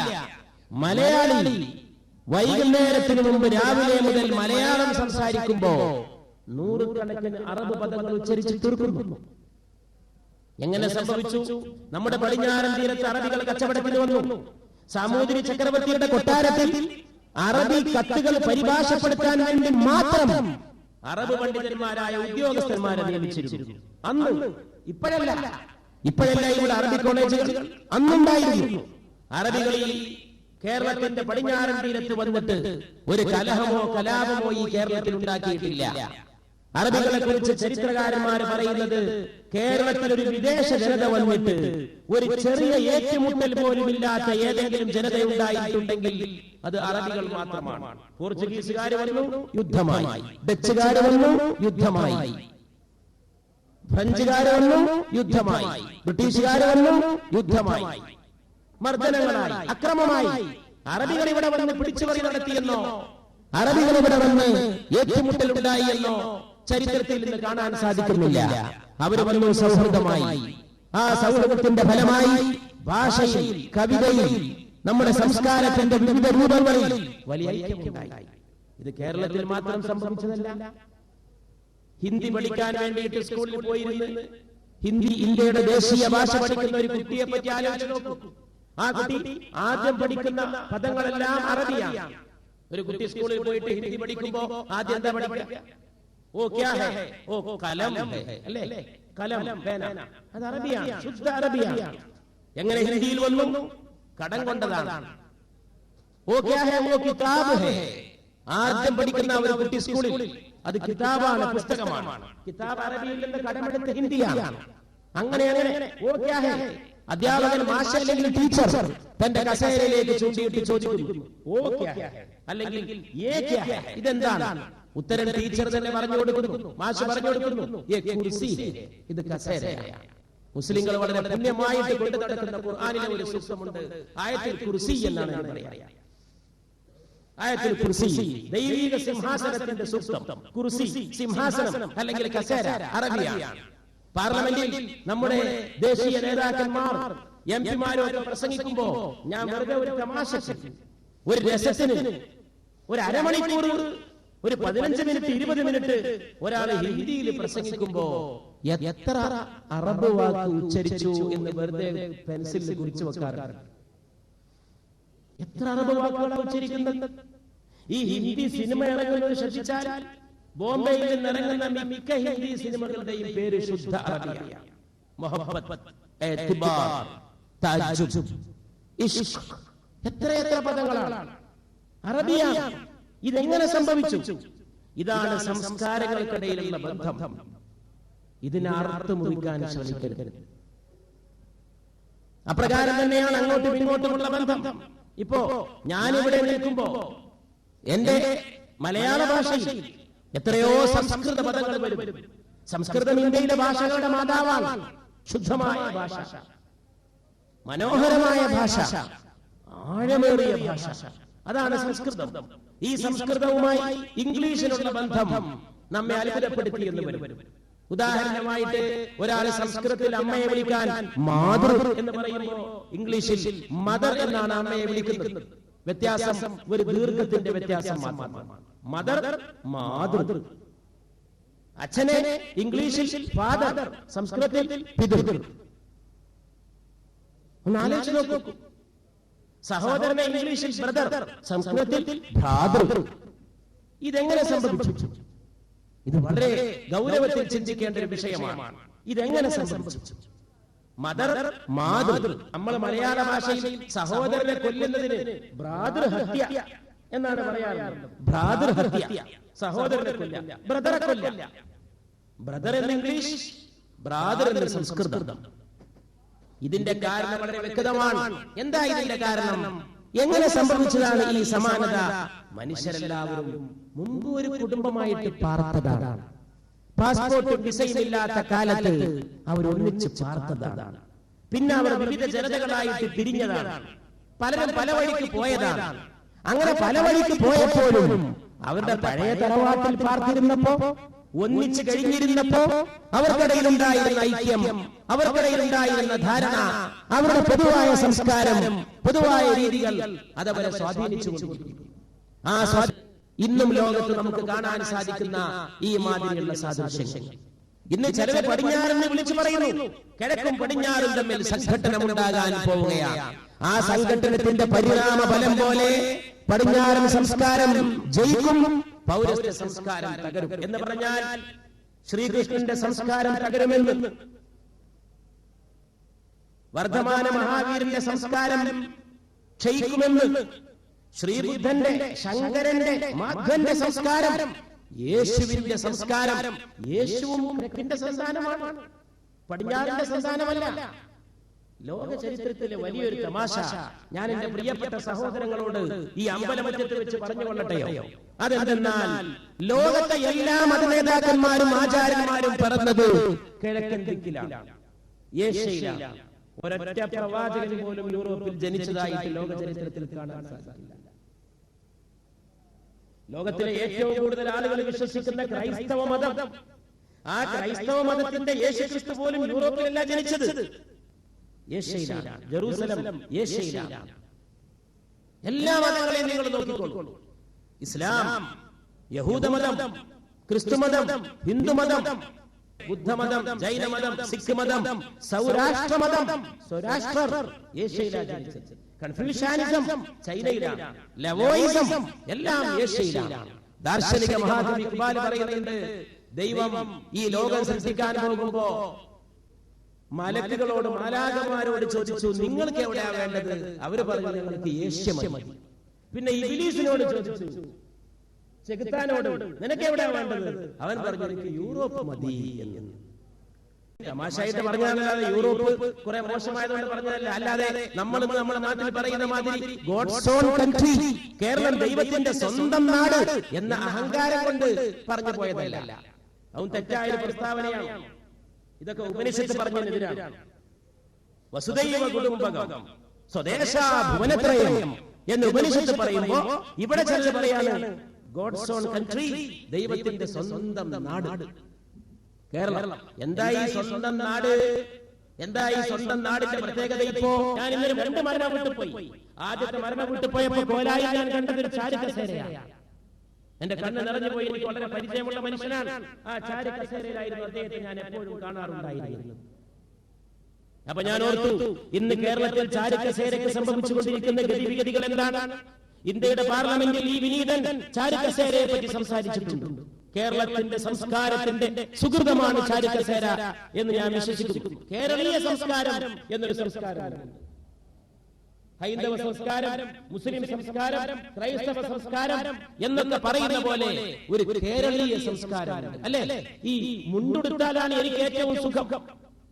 ചിലപ്പോഴൊക്കെ പുറത്തു പോകുമ്പോ ഞാനും മുണ്ടല്ലാത്ത വേഷങ്ങൾ ധരിക്കാറുണ്ട്. പക്ഷേ എനിക്ക് ഏറ്റവും ഇഷ്ടം എന്റെ ഈ മുണ്ടാണ്. ഉച്ചക്ക് ചില എംപിമാര് കളിയാക്കിയിട്ട് എന്നോട് പറയാറുണ്ട്, ചോറ് തന്നെ കഴിച്ചാലേ നിങ്ങൾക്ക് തൃപ്തിയാവുമല്ലേ എന്ന്. ഉത്തരേന്ത്യയിലെ ചപ്പാത്തി, പാർലമെന്റ് റെസ്റ്റോറന്റിലെ പലവിധ വിഭവങ്ങൾ ചോറ് തന്നെ കിട്ടണം. അതെന്റെ കേരളീയ സുഹൃതമാണ്. ഈ മുണ്ടെന്റെ കേരളീയ സുഹൃതമാണ്. അങ്ങനെ ഒരുപാട് കാര്യങ്ങളുണ്ട്. കുഞ്ഞിരാമൻ നായർ അലഞ്ഞു നടന്നിട്ട് കവിത എഴുതി ഈ കേരളക്കരയിൽ. അദ്ദേഹം മലയാണ്മയുടെ മാധുര്യം എന്നെ ഓർമ്മപ്പെടുത്തുന്നു. അല്ലേ? ഞാൻ ഈ അമ്പലമുറ്റത്ത് നിന്ന് വന്നിരിക്കുന്നു. ഞാൻ നിങ്ങളെയൊക്കെ കണ്ടിരിക്കുന്നു, നിങ്ങൾ എന്നെ കണ്ടിരിക്കുന്നു. ഞാൻ വിശ്വനാരായണ നമ്പൂതിരിയെ പരിചയപ്പെട്ടിരിക്കുന്നു. ഞാൻ നിങ്ങളുടെ പഞ്ചായത്ത് പ്രസിഡന്റുമായിട്ട് സൗഹൃദപ്പെട്ടിരിക്കുന്നു. അദ്ദേഹം ഒരു പാർട്ടിയാണ്, ഞാൻ വേറെ ഒരു പാർട്ടിയാണ്. രാഷ്ട്രീയമായിട്ട് ഞങ്ങൾ രണ്ടുപേരും 2 പാർട്ടിയിലും ഇരിക്കുന്നവരാണ് എന്ന് വെച്ച് ഞങ്ങൾക്കിടയിൽ സൗഹൃദം ഉണ്ടായിക്കൂടുന്നുണ്ടോ? സൗഹൃദത്തിന് അതിന്റെ തടസ്സം കഴിയുന്നിടത്തോളം ഒരു മന്ദസ്മിതം കൊണ്ടെങ്കിലും സൗഹൃദം തോന്നുക. അല്ലേ? പരിശുദ്ധ പ്രവാചക തിരുമേനി മുഹമ്മദ് നബി തിരുമേനി സല്ലല്ലാഹു അലൈഹി വസല്ലം, നബി തിരുമേനിയുടെ തത്വങ്ങളിൽ ഏറ്റവും കൂടുതൽ ഊന്നി പറഞ്ഞത് മനുഷ്യരുമായുള്ള ബന്ധമാണ്. പ്രവാചക തിരുമേനിയെ കുറിച്ച് പറയുന്നുണ്ട് സല്ലല്ലാഹു അലൈഹി വസല്ലം, ഒരാളെ ഷെയ്ഖാൻ ചെയ്യാൻ വേണ്ടിയിട്ട് കൈ പിടിച്ച് കുലുക്കി, മുസാഫഹത്ത് എന്നാണ് അതിന് അറബിയിൽ പറയുന്നത്. കൈ പിടിച്ചാൽ അവരൻ കൈവിടുന്നവരെ മുഹമ്മദ് നബി തിരുമേനി തന്റെ കൈ പിൻവലിക്കുമായിരുന്നില്ല സല്ലല്ലാഹു അലൈഹി വസല്ലം. പിടിച്ച കൈ അങ്ങനെ പിടിച്ചുകൊണ്ട് നിൽക്കുകയും അപ്പുറത്തുള്ള ആള് പിടുത്തം വിടുന്നവരെ. സൗഹൃദമാണ് ഏറ്റവും വലുത്. ഒരിക്കൽ പരിശുദ്ധ പ്രവാചകൻ അനുയായികളോട് പറയുകയായിരുന്നു ദാനധർമ്മത്തിന്റെ പ്രാധാന്യത്തെ കുറിച്ച്. നിങ്ങൾ ആളുകൾ അന്നം കഴിപ്പിക്കണം. ഭക്ഷണം കൊടുക്കണം, അതിഥികളെ സൽക്കരിക്കണം, അനാഥയെ പോറ്റണം. അനാഥക്ക് ഭക്ഷണം കൊടുക്കുന്നത് ഏറ്റവും വലിയ പുണ്യമാണ്. ദാനധർമ്മങ്ങൾ ധാരാളമായിട്ട് ചെയ്യണം. അപ്പൊ സദസ്സിൽ നിന്ന് കുറെ പാവങ്ങളായ ദരിദ്രന്മാരായ അനുയായികൾ എഴുന്നേറ്റ് നിന്നിട്ട് ചോദിച്ചു, ദൈവദൂതരെ, പണമുള്ളവർക്കല്ലേ ദാനം ചെയ്യാൻ കഴിയൂ, ഞങ്ങൾ പണമില്ലാത്ത പാവങ്ങൾ എങ്ങനെയാണ് ദാനം ചെയ്യുക? അപ്പോൾ പരിശുദ്ധ റസൂൽ സല്ലല്ലാഹു അലൈഹി വസല്ലം പറയുകയാണ്, നിങ്ങൾ ചെയ്യേണ്ട ദാനം ഞാൻ നിങ്ങൾക്ക് പറഞ്ഞു തരാം. നീ കാണുന്ന ആളുകളെ മുഴുവൻ അഭിവാദ്യം ചെയ്യൂ. അഫ്ശുസ് സലാം, യു ഗ്രീറ്റ് എവരിബഡി. കാണുന്ന മുഴുവൻ ആളുകളെയും അഭിവാദ്യം ചെയ്യൂ. പരിചയമുള്ളവനാവട്ടെ അല്ലാത്തവനാവട്ടെ. സുഖമാണോ? സുഖം തന്നെയല്ലേ? എന്താ സ്ഥിതി എന്ന് ചോദിക്കൂ. എല്ലാവരോടും ചോദിക്കൂ. സൗഹൃദം പരത്തൂ. അതാണ് നിന്റെ ദാനം. പിന്നെ പറഞ്ഞു, നീ പുഞ്ചിരി തൂകൂ. അതാണ് നിന്റെ ദാനം. ആളുകളോട് ചിരിക്കൂ. ആളുകളോട് ചിരിക്കാന്ന് പറഞ്ഞാൽ അതും വലിയ ദാനമാണ്. സയൻസിൽ പറയുന്നത് ഒരാൾ ചിരിക്കണമെങ്കിൽ മുഖത്തിന് ഇത്ര മാംസപേശികൾ ചലിക്കണം എന്നൊരു കണക്ക് പറയുന്നത്. ആ സയൻസ് ഒക്കെ പഠിച്ചിട്ടാൻ തോന്നുന്നുണ്ട് ചില ആളുകൾ അങ്ങോട്ട് ചിരിച്ചാലും ഇങ്ങോട്ട് ചിരിച്ചിരിക്കില്ല. അങ്ങനെയാണ്. കാരണം ഇത്രയേറെ മാംസപേശികളൊക്കെ ചലിപ്പിച്ചിട്ട് എന്തിനാണ് എനർജി എക്സോസ്റ്റ് ചെയ്യിപ്പിക്കുന്നത് എന്ന വിശ്വാസം ഉണ്ടായിരിക്കണം. അങ്ങോട്ട് ചിരിച്ചാലും ആളുകൾ ചിലർ പുഞ്ചിരി തിരിച്ചു കൊടുക്കാൻ മടിക്കുന്നു. ഒരു പുഞ്ചിരി മതി ആത്മഹത്യയില്ലാതെ. ഒറ്റ പുഞ്ചിരി. മരിക്കാൻ പോകുന്ന ഒരാളെ മുൻകൂട്ടി മനസ്സിലാക്കി കഴിഞ്ഞാൽ ആത്മഹത്യ ചെയ്യാൻ പോകുന്ന ആളുകളുടെ ലക്ഷണങ്ങളിലൂടെ ആത്മഹത്യ വെളിവാകുമെന്നാണ് മനഃശാസ്ത്രജ്ഞന്മാർ പറയുന്നത്. ദിവസങ്ങൾക്ക് മുമ്പ് അയാളെ തീരുമാനിക്കാൻ തുടങ്ങും. മിക്കവാറും ചിലർ പെട്ടെന്ന് തീരുമാനിക്കുന്നവരുണ്ടാവും. പലരും ദിവസങ്ങൾക്ക് മുമ്പ് തീരുമാനിച്ചിട്ടുണ്ടാവും. അവരുടെ പെരുമാറ്റങ്ങൾ ശ്രദ്ധിച്ചാൽ ഒരു സൂയിസൈഡ് മേനിയ, ഒരു ആത്മഹത്യാ വാസന അവരിൽ പ്രകടമായിട്ട് കാണാൻ സാധിക്കും. ആ അവസരത്തിൽ ഒരു പുഞ്ചിരി മതി, ഒരു നല്ല വാക്ക് മതി. ഒരു നല്ല വാക്ക്. നമ്മുടെ പഴയ ചരിത്രം എന്തായിരുന്നു? മലയാളക്കരയിൽ പാട്ട് കേട്ടിട്ട് ആളുകൾ ആത്മഹത്യ നിർത്തിയ ചരിത്രം ഉണ്ടായിട്ടുണ്ട്. യേശുദാസ് പാടിയ ഒരു പാട്ട്, ആ പാട്ടിന് സംഗീതം കൊടുത്ത അതിന്റെ മ്യൂസിക് ഡയറക്ടർ പറയുന്നുണ്ട്, ആ പാട്ട് കേൾക്കുമ്പോൾ ഒരാൾ ആത്മഹത്യ ചെയ്യാൻ പോയ ആള് തിരിച്ചു വന്നു മരിക്കണ്ടാൻ തീരുമാനിച്ചു. കാരണം പാട്ടിൽ പറയുന്നത് ഒരു വാതിലടഞ്ഞാൽ 9 വാതിൽ തുറക്കുന്നാണ് പാട്ടിന്റെ ചരണത്തിൽ പറയുന്നത്. അത് കേട്ടപ്പോൾ സാധു മനുഷ്യന് തോന്നി, ഓ അങ്ങനെയാണ് സ്ഥിതിയല്ലേ, ഒരു വാതിലടഞ്ഞാലും 9 വാതിലാണോ തുറക്കുന്നത്, നബിൽ എന്തിനാ പോയിട്ട് മരിക്കുന്നത് എന്ന് വിചാരിച്ചിട്ട് മരിക്കണ്ടെന്ന് പറഞ്ഞാൽ മടങ്ങിനാണ്. വളരെ പ്രസിദ്ധയായ മലയാള നടി രാഗിണി ആശുപത്രിയിൽ ക്യാൻസർ പിടിച്ചു കിടക്കുമ്പോ, ദുഃഖങ്ങൾക്ക് ഇന്ന് ഞാൻ അവധി കൊടുത്തു, സ്വർഗത്തിൽ ഞാൻ ഒരു മുറിയെടുത്തു, ഈ പാട്ട് തന്നെ കേൾപ്പിക്കണമെന്ന് പറഞ്ഞിട്ടാണ് അവൻ മരിക്കാൻ കിടക്കുന്നത്. അങ്ങനത്തെ ഒരു അവസ്ഥ ഉണ്ടായിരുന്നു ഈ കേരളത്തിൽ. ചലച്ചിത്രഗാനം പോലും ഉത്കൃഷ്ടമായിട്ട് നിലകൊണ്ടിരുന്നു. മലയാളിയുടെ ചലച്ചിത്രഗാനം എന്ന് പറഞ്ഞാൽ ഒരു സിനിമാ പാട്ടല്ല. മലയാളിയുടെ മോഹം, മോഹഭംഗം, പ്രേമം, പ്രേമനൈരാശ്യം, അവന്റെ ദുഃഖങ്ങൾ, അവന്റെ രാഷ്ട്രീയം വരെ അല്ലേ. കഴിഞ്ഞ 50 കൊല്ലത്തെ മലയാളക്കരയിലെ ചലച്ചിത്രഗാന ചരിത്രമെടുത്ത് പരിശോധിച്ചാൽ കേരളീയന്റെ രാഷ്ട്രീയ വികാസത്തിന്റെ ഗ്രാഫ് അതിൽ കാണാൻ സാധിക്കും. വളരെ രസകരമായ പാട്ടാണ് ഈ KPSC പാട്ട്. ഈ KPSC നാടകഗാനങ്ങൾ അല്ലേ, അത് സത്യത്തിൽ രാഷ്ട്രീയ പ്രസ്ഥാനത്തിന്റെ അകമ്പടിയായിട്ട് കേരളത്തിൽ ജനിച്ചതാണ്. ആ രാഷ്ട്രീയമായിട്ട് യോജിക്കാത്ത ആളുകളും ആ പാട്ട് ആസ്വദിക്കുന്നു. വെള്ളി നക്ഷത്രമേ നിന്നെ നോക്കി എന്ന ആ പാട്ട് കേൾക്കുമ്പോ, അത് കേൾക്കുമ്പോ അന്നത്തെ മലയാളി ചങ്ങമ്പുഴ എഴുതുമ്പോ ആ പുസ്തകം വായിക്കാൻ വേണ്ടിയിട്ട്, അത് വാങ്ങിക്കാൻ വേണ്ടിയിട്ട് പുസ്തക കടകളുടെ മുമ്പിൽ ആളുകൾ ക്യൂ നിന്നിരുന്നു. ഇന്ന് കവിത വാങ്ങാൻ വേണ്ടി ആളുകൾ ക്യൂ നിൽക്കുമ്പോ അങ്ങനെ ഒരു കാലഘട്ടം നമുക്കുണ്ടായിരുന്നു. അന്ന് പാട്ട് കേട്ടിട്ട് ആത്മഹത്യ വേണ്ടാൻ തീരുമാനിച്ചു. ഇന്നത്തെ ചില പാട്ടൊക്കെ കേട്ടാൽ ഇപ്പൊ തന്നെ ആത്മഹത്യ ചെയ്യണം, ഇനി ഒരു ദിവസം ഈ മണ്ണിൽ ജീവിക്കണ്ടെന്ന് തീരുമാനിച്ചു. അന്ന് പാട്ട് കേൾക്കുന്ന കാലമാണ്, ഇന്ന് പാട്ട് കാണുന്ന കാലമാണ്. ഇന്ന് ലജ്ജാവതി എന്ന് പറഞ്ഞ് ചാടുന്ന പെണ്ണിന് ഒരു ലജ്ജയില്ലാത്ത കാലമാണ്. അതാണ് ഇന്നുണ്ടായിട്ടുള്ള മാറ്റം. ഇന്ന് അപസ്മാരമിളകിയ ഒരു തരം ആട്ടമായിട്ട് സംഗീതം മാറി. സാധാരണ അപസ്മാരാണെങ്കിൽ ഇരുമ്പ് കൈ കൊടുത്താൽ നോക്കും. ഇത് 3.5 മിനിറ്റ് സൈക്കിളില്ലാതെ ഈ അപസ്മാരകളിലെ യാതൊരു രക്ഷയില്ല. മാപ്പിളപ്പാട്ടുകാരൻ വരെ ആ അപസ്മാരത്തിൽപ്പെട്ടിട്ട് ഇടങ്ങേറായിട്ട് ചക്രശ്വാസം വലിക്കുന്നത് നമ്മൾ കണ്ടുകൊണ്ടിരിക്കുകയാണ്. മാപ്പിളപ്പാട്ട് എന്ന് പറഞ്ഞാൽ മനോഹരമായ വിഷലുകളായിരിക്കും അല്ലേ. പകൽ നിശാനി ആലം എന്ന് എ വി മുഹമ്മദ് പാടുമ്പോ അതിന് ഈ നാടിന്റെ ഇശലിന്റെ സൗന്ദര്യം ഉണ്ടായിരുന്നു. ഇന്ന് മാപ്പിളപ്പാട്ടുകാരൻ അതിനെ ദൃശ്യവൽക്കരിച്ചു. ഞാൻ തുറന്നു പറയാണ്, പാട്ടിനെ ഒരിക്കലും ദൃശ്യവൽക്കരിക്കരുത്. പാട്ട് ഈ കാതുകൊണ്ട് കേൾക്കാനുള്ളതാണ്, പാട്ട് കണ്ണുകൊണ്ട് കാണാനുള്ളതല്ല. കണ്ണുകൊണ്ട് കാണാനാക്കിയതോടെ അതിന്റെ സൗന്ദര്യം ചോർത്തിയെടുത്തു, അതിനെ നശിപ്പിച്ചു. ആധുനിക യാന്ത്രിക സംസ്കാരം പലതിനെയും നശിപ്പിച്ചുകൊണ്ടിരിക്കുന്നു. അല്ലേ? നമുക്ക് തിരിച്ചു പോകാനുള്ളത് പ്രിയപ്പെട്ടവരെ ആ പഴയ കാലഘട്ടത്തിലേക്ക്. നിങ്ങളുടെ വടകരയിലേക്ക് സാധാരണ ഈ വഴിയിലൂടെയൊക്കെ യാത്ര ചെയ്യുമ്പോൾ എന്റെ മനസ്സിൽ എപ്പോഴും ഉണ്ടാവാറുള്ള ആഹ്ലാദം എന്താണെന്ന് ഞാൻ പരിശോധിക്കാറുണ്ട്. അതെന്താണ്? വടക്കൻ പാട്ടുകളാണ്. വടക്കൻ പാട്ടുമായിട്ട് ബന്ധപ്പെട്ട ഇതിഹാസമാണ്, തച്ചോളി ഉദയനനാണ്, ആ പാരമ്പര്യമാണ്, വില്ലാളി വീരന്മാരുടെ കഥകളാണ്, വീരാളി പട്ടിവിളിച്ചിരിക്കുന്ന ആധിപത്യത്തിന്റെ ഐതിഹ്യങ്ങളാണ്, അതിന്റെ കഥനമാണ്, മരിക്കാത്ത സുഹൃതങ്ങളാണ്, പോരാളികളുടെ പൗരുഷത്തിന്റെ വീര പ്രഖ്യാപനങ്ങളാണ് നമ്മുടെ മനസ്സിൽ അലയടിക്കുന്നത്. ആ അവസ്ഥയ്ക്ക് പോയി നമ്മൾ ഇന്ന് എങ്ങോട്ട് പോകുന്നുവെന്ന് വളരെ ഗൗരവത്തോടുകൂടി നമ്മൾ ആലോചിക്കേണ്ടതാണ്. മാരനാശാൻ ആ പുഷ്പമേ അധിക തുംഗപദത്തിലെത്ര ശോഭിച്ചിരുന്നതൊരു രാജ്ഞികണക്കയെ നീ എന്ന് വീണപ്പൂവ് എഴുതിയിട്ടാണ് മലയാള സാഹിത്യത്തിൽ ഒരു വഴിത്തിരിവുണ്ടാക്കിയത്. ഇന്ന് തേങ്ങയെ നോക്കിയിട്ട് അങ്ങനെ പാടേണ്ട കാലമാണ്. ആ തെങ്ങേ അധിക തുംഗപദത്തിലെത്ര ശോഭിച്ചിരുന്നതൊരു രാജ്ഞികണക്കയെ നീ. ഇപ്പൊ തെങ്ങ് അപമാനിക്കപ്പെട്ട കാലമാണ്. ആർക്ക് വേണം തെങ്ങ്? ഈ കേരളത്തിലെ എല്ലാ ആളുകളും കൂടി ഇളനീര് കുടിക്കാൻ തീരുമാനിച്ചാൽ തീരാവുന്നതേ ഉള്ളൂ കേരളത്തിൽ നാളികേരത്തിന്റെ പ്രതിസന്ധി എന്ന് വിശ്വസിക്കുന്ന ഒരാളാണ് ഞാൻ. പക്ഷെ കുടിക്കോ? കുടിക്കില്ല. അങ്ങനെ എല്ലാവരും നമ്മുടെ സംസ്കാരത്തിലേക്ക് മടങ്ങിയാൽ നമുക്ക് രക്ഷപ്പെടാൻ സാധിക്കും. അതുകൊണ്ട് ഈ പ്രതിസന്ധിയിൽ നിന്ന് കരകയറാൻ സാധിക്കണം. നമ്മുടെ വിദ്യാഭ്യാസ സ്ഥാപനങ്ങളിൽ മനുഷ്യത്വം ഉണ്ടാക്കാൻ സാധിക്കണം. മനുഷ്യത്വമാണ് ഏറ്റവും ആവശ്യമായിട്ടുള്ളത്. മനുഷ്യൻ ആരാണെന്ന് പരിചയപ്പെടുത്താൻ സാധിക്കണം. മാനവിക ബന്ധങ്ങളെ അരക്കിട്ടുറപ്പിക്കാൻ സാധിക്കണം. നമ്മളൊക്കെ ഒന്നാണ് എന്നുള്ള വിശ്വാസം ഉറക്കെ പ്രഖ്യാപിക്കണം. ഒരു തറവാട്ടിൽ പിറന്നവരാണ്, വീണ്ടും ആവർത്തിച്ച് പറയേണ്ടതാണ്.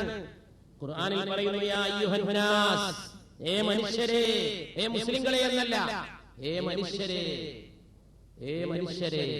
ഖുർആനെ കുറിച്ച് പഠിച്ച എത്രയോ യൂറോപ്യൻ പണ്ഡിതന്മാർ, ആംഗ്ലേയന്മാർ ഏറ്റവും ഖുർആനിൽ കണ്ടിട്ടുള്ള പ്രത്യേകതകൾ ഒന്നായിട്ട് വിലയിരുത്തിയത് ഖുർആന്റെ ഈ വിളിയാണ്, ഈ വിളിയാളമാണ്.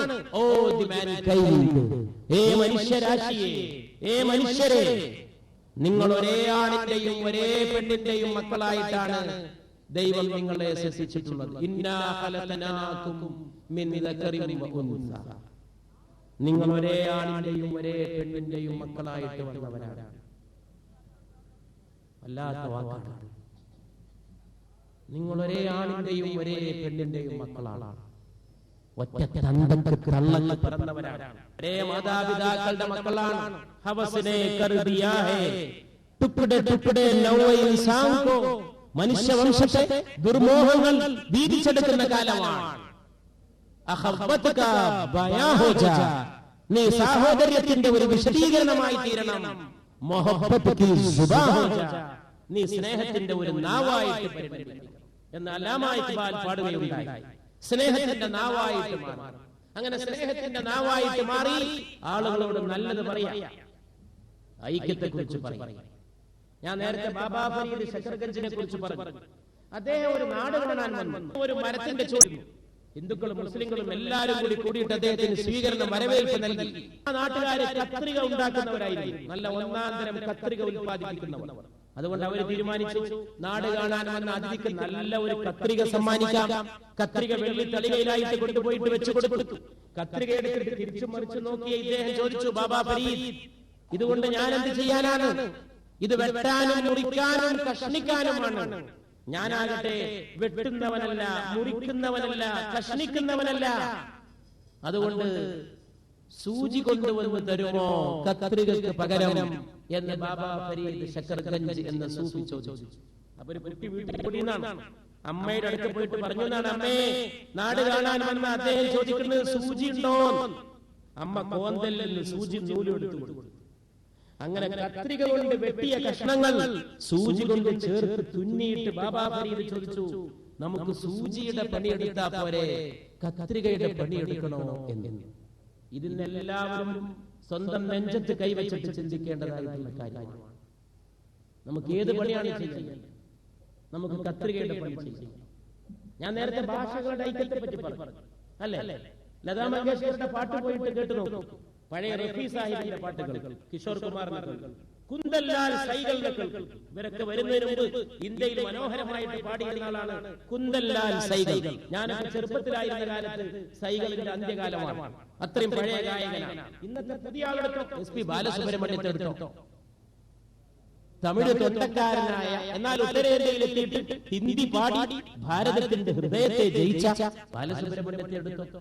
എന്നിട്ട് ചിന്തിക്കണം, അദ്ദേഹം എങ്ങനെയാണ് എന്ന വാക്ക് ഉച്ചരിക്കുന്നത്, എന്ന അക്ഷരം ഹുദ അതെങ്ങനെയാണ് ഉച്ചരിക്കുന്നത് പോയി പഠിച്ചു നോക്കൂ.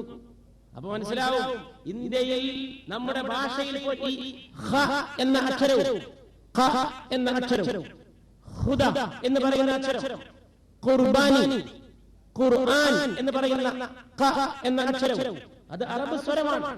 അത് ഉച്ചരിക്കാതെ കണ്ട് ഹിന്ദി ഭാഷയുടെ ഉച്ചാരണം പൂർത്തിയായി തീരുകയില്ല. ഇതെങ്ങനെ സംഭവിച്ചിട്ടുള്ളതാണ്?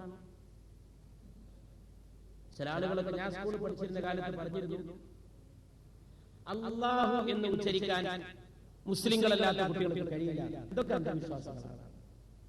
മനുഷ്യന്മാരുടെ തൊണ്ടപ്പറ്റ തൊണ്ടല്ലേ. അത് കേരളത്തിൽ വളരെ ഭംഗിയായിട്ട് തിരുത്തിയത് യേശുദാസാണ്. അദ്ദേഹം ഭംഗിയായിട്ട് അല്ലാഹു അല്ലാഹു എന്ന് എത്രയോ പാടി. അല്ലെങ്കിൽ അങ്ങനെ ഒരു ധാരണ ഉണ്ടോ? എല്ലാ ഭാഷയും ഉച്ചരിക്കാനും നാവും ഒരു തൊണ്ടയുമല്ലേ ദൈവം എല്ലാവർക്കും നൽകിയിട്ടുള്ളത്? മനുഷ്യരൊക്കെ ഒന്നല്ലേ? ഈ വായുവാണ് നാം ശ്വസിക്കുന്നത്, ഈ വെള്ളമാണ് നാം കുടിക്കുന്നത്. ഓർക്കാട്ടേരിയിലെ എന്റെ സഹോദരൻ രാമകൃഷ്ണന്റെ രക്തത്തിന്റെ ഗ്രൂപ്പും എന്റെ രക്തത്തിന്റെ ഗ്രൂപ്പും ഒന്നാണെങ്കിൽ, അഭിമന്യനായ ക്ഷേത്ര കമ്മിറ്റി പ്രസിഡന്റിന്റെ രക്തത്തിന്റെ ഗ്രൂപ്പും എന്റെ രക്തത്തിന്റെ ഗ്രൂപ്പും ഒന്നാണെങ്കിൽ എന്തായിരിക്കും സ്ഥിതി? അദ്ദേഹത്തിന് ചോര വേണ്ടി വന്നാൽ എന്റെ ചോര ഫിറ്റാണ്. വരാതിരിക്കട്ടെ, ദീർഘായുഷ്മാനായിട്ട് ഐശ്വര്യ സമ്പൂർണമായിട്ട് ദീർഘകാലം നിൽക്കട്ടെ. ഈ അധ്യക്ഷ കസേരയിൽ നിൽക്കുന്ന മാതിരി അരോഗ ദൃഢഗാത്രനായിട്ടിരിക്കട്ടെ, ഒരു രോഗമില്ലാതെ. പക്ഷേ അങ്ങനെ വേണ്ടി വന്നാൽ, എനിക്ക് വേണ്ടി വന്നാൽ ആ ചോര ഫിറ്റാണ്. ഈ ലോകത്ത് എത്ര ആളുകൾ ഹിന്ദുക്കളും മുസ്ലിങ്ങൾക്ക് ചോര കൊടുക്കുന്നു? ഇത് നമ്മൾ പഠിക്കണം. ഇത് നമ്മൾ ഇവിടെ നിന്ന് പറയേണ്ട കാര്യം ആയതുകൊണ്ട് പറയില്ല.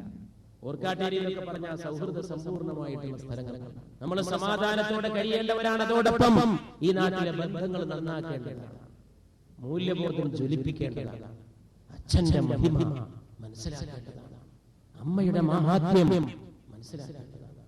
ബാപ്പയാരാണ് ഉമ്മയാരാണ് എന്ന് തിരിയാതെ നീ എന്ത് വിദ്യാഭ്യാസം നേടിയിട്ട് എന്താ കാര്യം?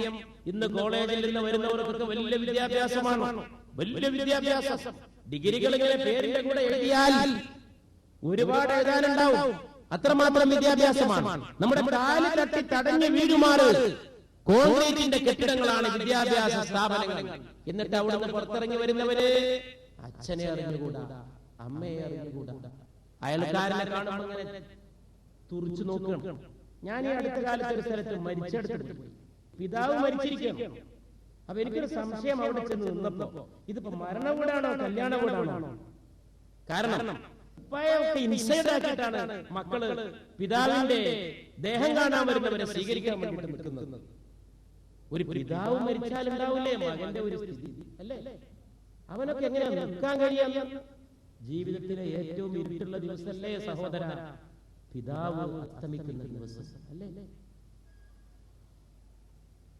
എന്റെ പിതാവ് വളരെ നേരത്തെ മരിച്ചുപോയി. ഞാൻ അവരെ ഓർക്കാത്ത ദിവസങ്ങൾ എന്റെ ജീവിതത്തിൽ ഉണ്ടാവാറില്ല. ഇന്നത്തെ തലമുറയ്ക്ക് എന്ത് സംഭവിച്ചുകൊണ്ടിരിക്കുന്നു? മരണം പോലും ഇവന് ദുഃഖം പകരുന്നില്ല. പക്ഷെ അതേസമയം പ്രകൃതി ഇവനെ വെല്ലുവിളിക്കുന്നു, പ്രപഞ്ചം ഇവനെ വെല്ലുവിളിക്കുന്നു. ഇവൻ പഠിച്ച തത്വങ്ങളെ മുഴുവൻ നിഷേധിക്കുന്നു. ആവർത്തിച്ചുണ്ടാകുന്ന ദുരന്തങ്ങൾ നമ്മുടെ കണ്ണ് തുറപ്പിക്കേണ്ടതാണ്. ഈ ഡിസംബറിലല്ല, കഴിഞ്ഞ ഡിസംബറിൽ സുനാമി ഉണ്ടായി. അതിനുശേഷം എത്ര ഭൂകമ്പങ്ങളാണ്. ഗതികെട്ടാൽ ചേരയും കടിക്കുമെന്ന് പറഞ്ഞ പോലെ പ്രകൃതിയും തിരിച്ചടിക്കാൻ തുടങ്ങിയിരിക്കുന്നു. നമ്മുടെ ദുര, നമ്മുടെ ആർത്തി. അതുകൊണ്ട് ഞാൻ വേദനയോടുകൂടി എന്റെ സഹോദരന്മാരോട് പറയാണ്, എന്ത് വന്നാലും മാതാപിതാക്കളെ തള്ളിപ്പറയരുത്. മാതാപിതാക്കളെ തള്ളിപ്പറയരുത്. മാതാവ് അല്ലേ, നമ്മൾ രാത്രി ഉറങ്ങിയ സമയത്ത് ബാപ്പ, ഉപ്പ അല്ലെങ്കിൽ അച്ഛൻ വീട്ടിൽ വന്നിട്ടുണ്ടാവണം. അപ്പൊ നമ്മൾ ഉറങ്ങിയിട്ടുണ്ടോ എന്ന് പരിശോധിച്ചിട്ടുണ്ടാവണം. നമ്മുടെ മാതാവിനോട് ചോദിച്ചിട്ടുണ്ടാവണം, മോൻ ഉറങ്ങിയോ എന്ന്. ഉറങ്ങി എന്ന് പറഞ്ഞിട്ടുണ്ടാവണം. അപ്പൊ വന്നിട്ട് തൊട്ടിലേക്ക് പാല് നോക്കിയിട്ടുണ്ടാവണം, എന്റെ കുഞ്ഞുറങ്ങിയോ അല്ലേ, എന്റെ കുഞ്ഞുറങ്ങിയോ. എന്നിട്ട് വാരിയെടുത്തിട്ടുണ്ടാവണം. അർദ്ധരാത്രി സമയത്ത് ഉറങ്ങുന്ന നമ്മെ വാരിയെടുത്ത് ഉമ്മ വെച്ചിട്ടുണ്ടാവണം. ഉമ്മ വെച്ചപ്പോ നമ്മുടെ മുഖത്ത് മാത്രമല്ല, പിതാവ് അല്ലെങ്കിൽ ബാപ്പ അച്ഛൻ ഉമ്മ വെച്ചിട്ടുണ്ടാവുക. കാലുകളെടുത്ത് മൂക്കിനോട് ചേർത്ത് വെച്ചിട്ടുണ്ടാവണം. നിങ്ങളുടെയും എന്റെയും പാദങ്ങൾ നിങ്ങളുടെയും എന്റെയും പിതാവിന്റെ ചുണ്ടിൽ ചേർന്നിട്ടുണ്ടാവണം. ആ പിതാവിനെയാണ് ഇതിൽ തള്ളിക്കളയുന്നത്. മക്കൾക്ക് സ്നേഹമില്ല, പിതാക്കന്മാർക്ക് തിരിച്ച് മക്കൾക്ക് സ്നേഹം കൊടുക്കാൻ സാധിക്കുന്നില്ല. കേരളത്തിൽ നിന്ന് ഏറ്റവും വലിയ വ്യവസായം മക്കളാണ്, കുഞ്ഞുങ്ങൾ. നീ ഡോക്ടറാകാൻ നേർച്ചക്കോഴിയെ ഒഴിഞ്ഞിടുന്ന മാതിരി മകനെയും മകളെയും ഒഴിഞ്ഞിടുന്നു. നീ വലിയ പണമുണ്ടാക്കിയിട്ട് തിരിച്ചിങ്ങോട്ട് തരണം. സ്നേഹം ചെറുപ്പത്തിലേ കൊടുത്തിട്ടില്ല, അതുകൊണ്ട് സ്നേഹം തിരിച്ച് പ്രതീക്ഷിക്കാനൊന്നും വൃത്തിയില്ല. ഖുർആനിൽ പറയുന്നു, നീ എനിക്ക് നന്ദി കാണിക്കണം, നിന്റെ മാതാപിതാക്കളോടും നന്ദി കാണിക്കണം. നിന്റെ മാതാവ് 2 കൊല്ലമാണ് നിന്നെ മുലയൂട്ടിയത്. നീ എന്നോട് നന്ദി കാണിക്കും. ദൈവം പ്രഖ്യാപിക്കുകയാണ്, നിന്റെ മാതാപിതാക്കളോട് നന്ദി കാണിക്കും. നിന്റെ മാതാവ് കാഠിന്യത്തിന്റെ മേൽ കാഠിന്യം, പ്രയാസത്തിന്റെ മേൽ പ്രയാസം സഹിച്ചുകൊണ്ടാണ് നിന്നെ ഗർഭം ചുമന്നത്. പിന്നെ 2 കൊല്ലമാണ് നിന്നെ മുലയൂട്ടിയത്. എല്ലാ വൈദ്യശാസ്ത്രം പറയുന്നത് ഒരു കുഞ്ഞിന്റെ ആരോഗ്യം പൂർണ്ണമാകാൻ ഒരു മാതാവ് 2 വർഷം മുലയൂട്ടണം എന്നാണ്. UNO അടുത്ത കാലത്ത് മുലയൂട്ടൽ വർഷം ആചരിച്ചു. മക്കൾക്ക് മുല കൊടുക്കണമെന്ന് തള്ളമാരോട് പറയാനും ഐക്യരാഷ്ട്ര സംഘടനക്ക് ഒരു വർഷം. തള്ളപ്പൂച്ചയോട് ആരും പോയിട്ട് കുഞ്ഞിന് മുല കൊടുക്കണമെന്ന് പറയാറില്ല.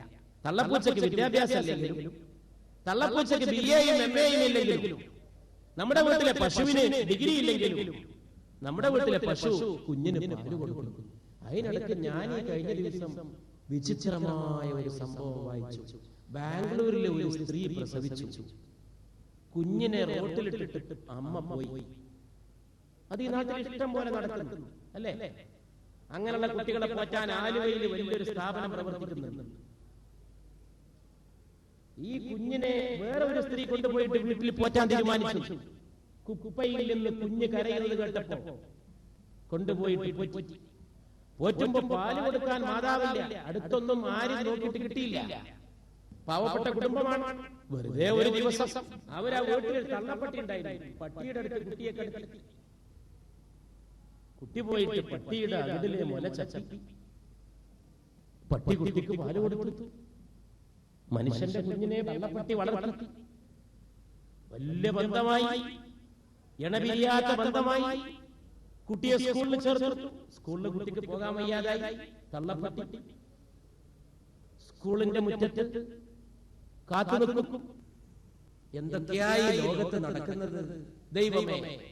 മനുഷ്യനെ പഠിപ്പിക്കാനോ? മാതൃത്വം.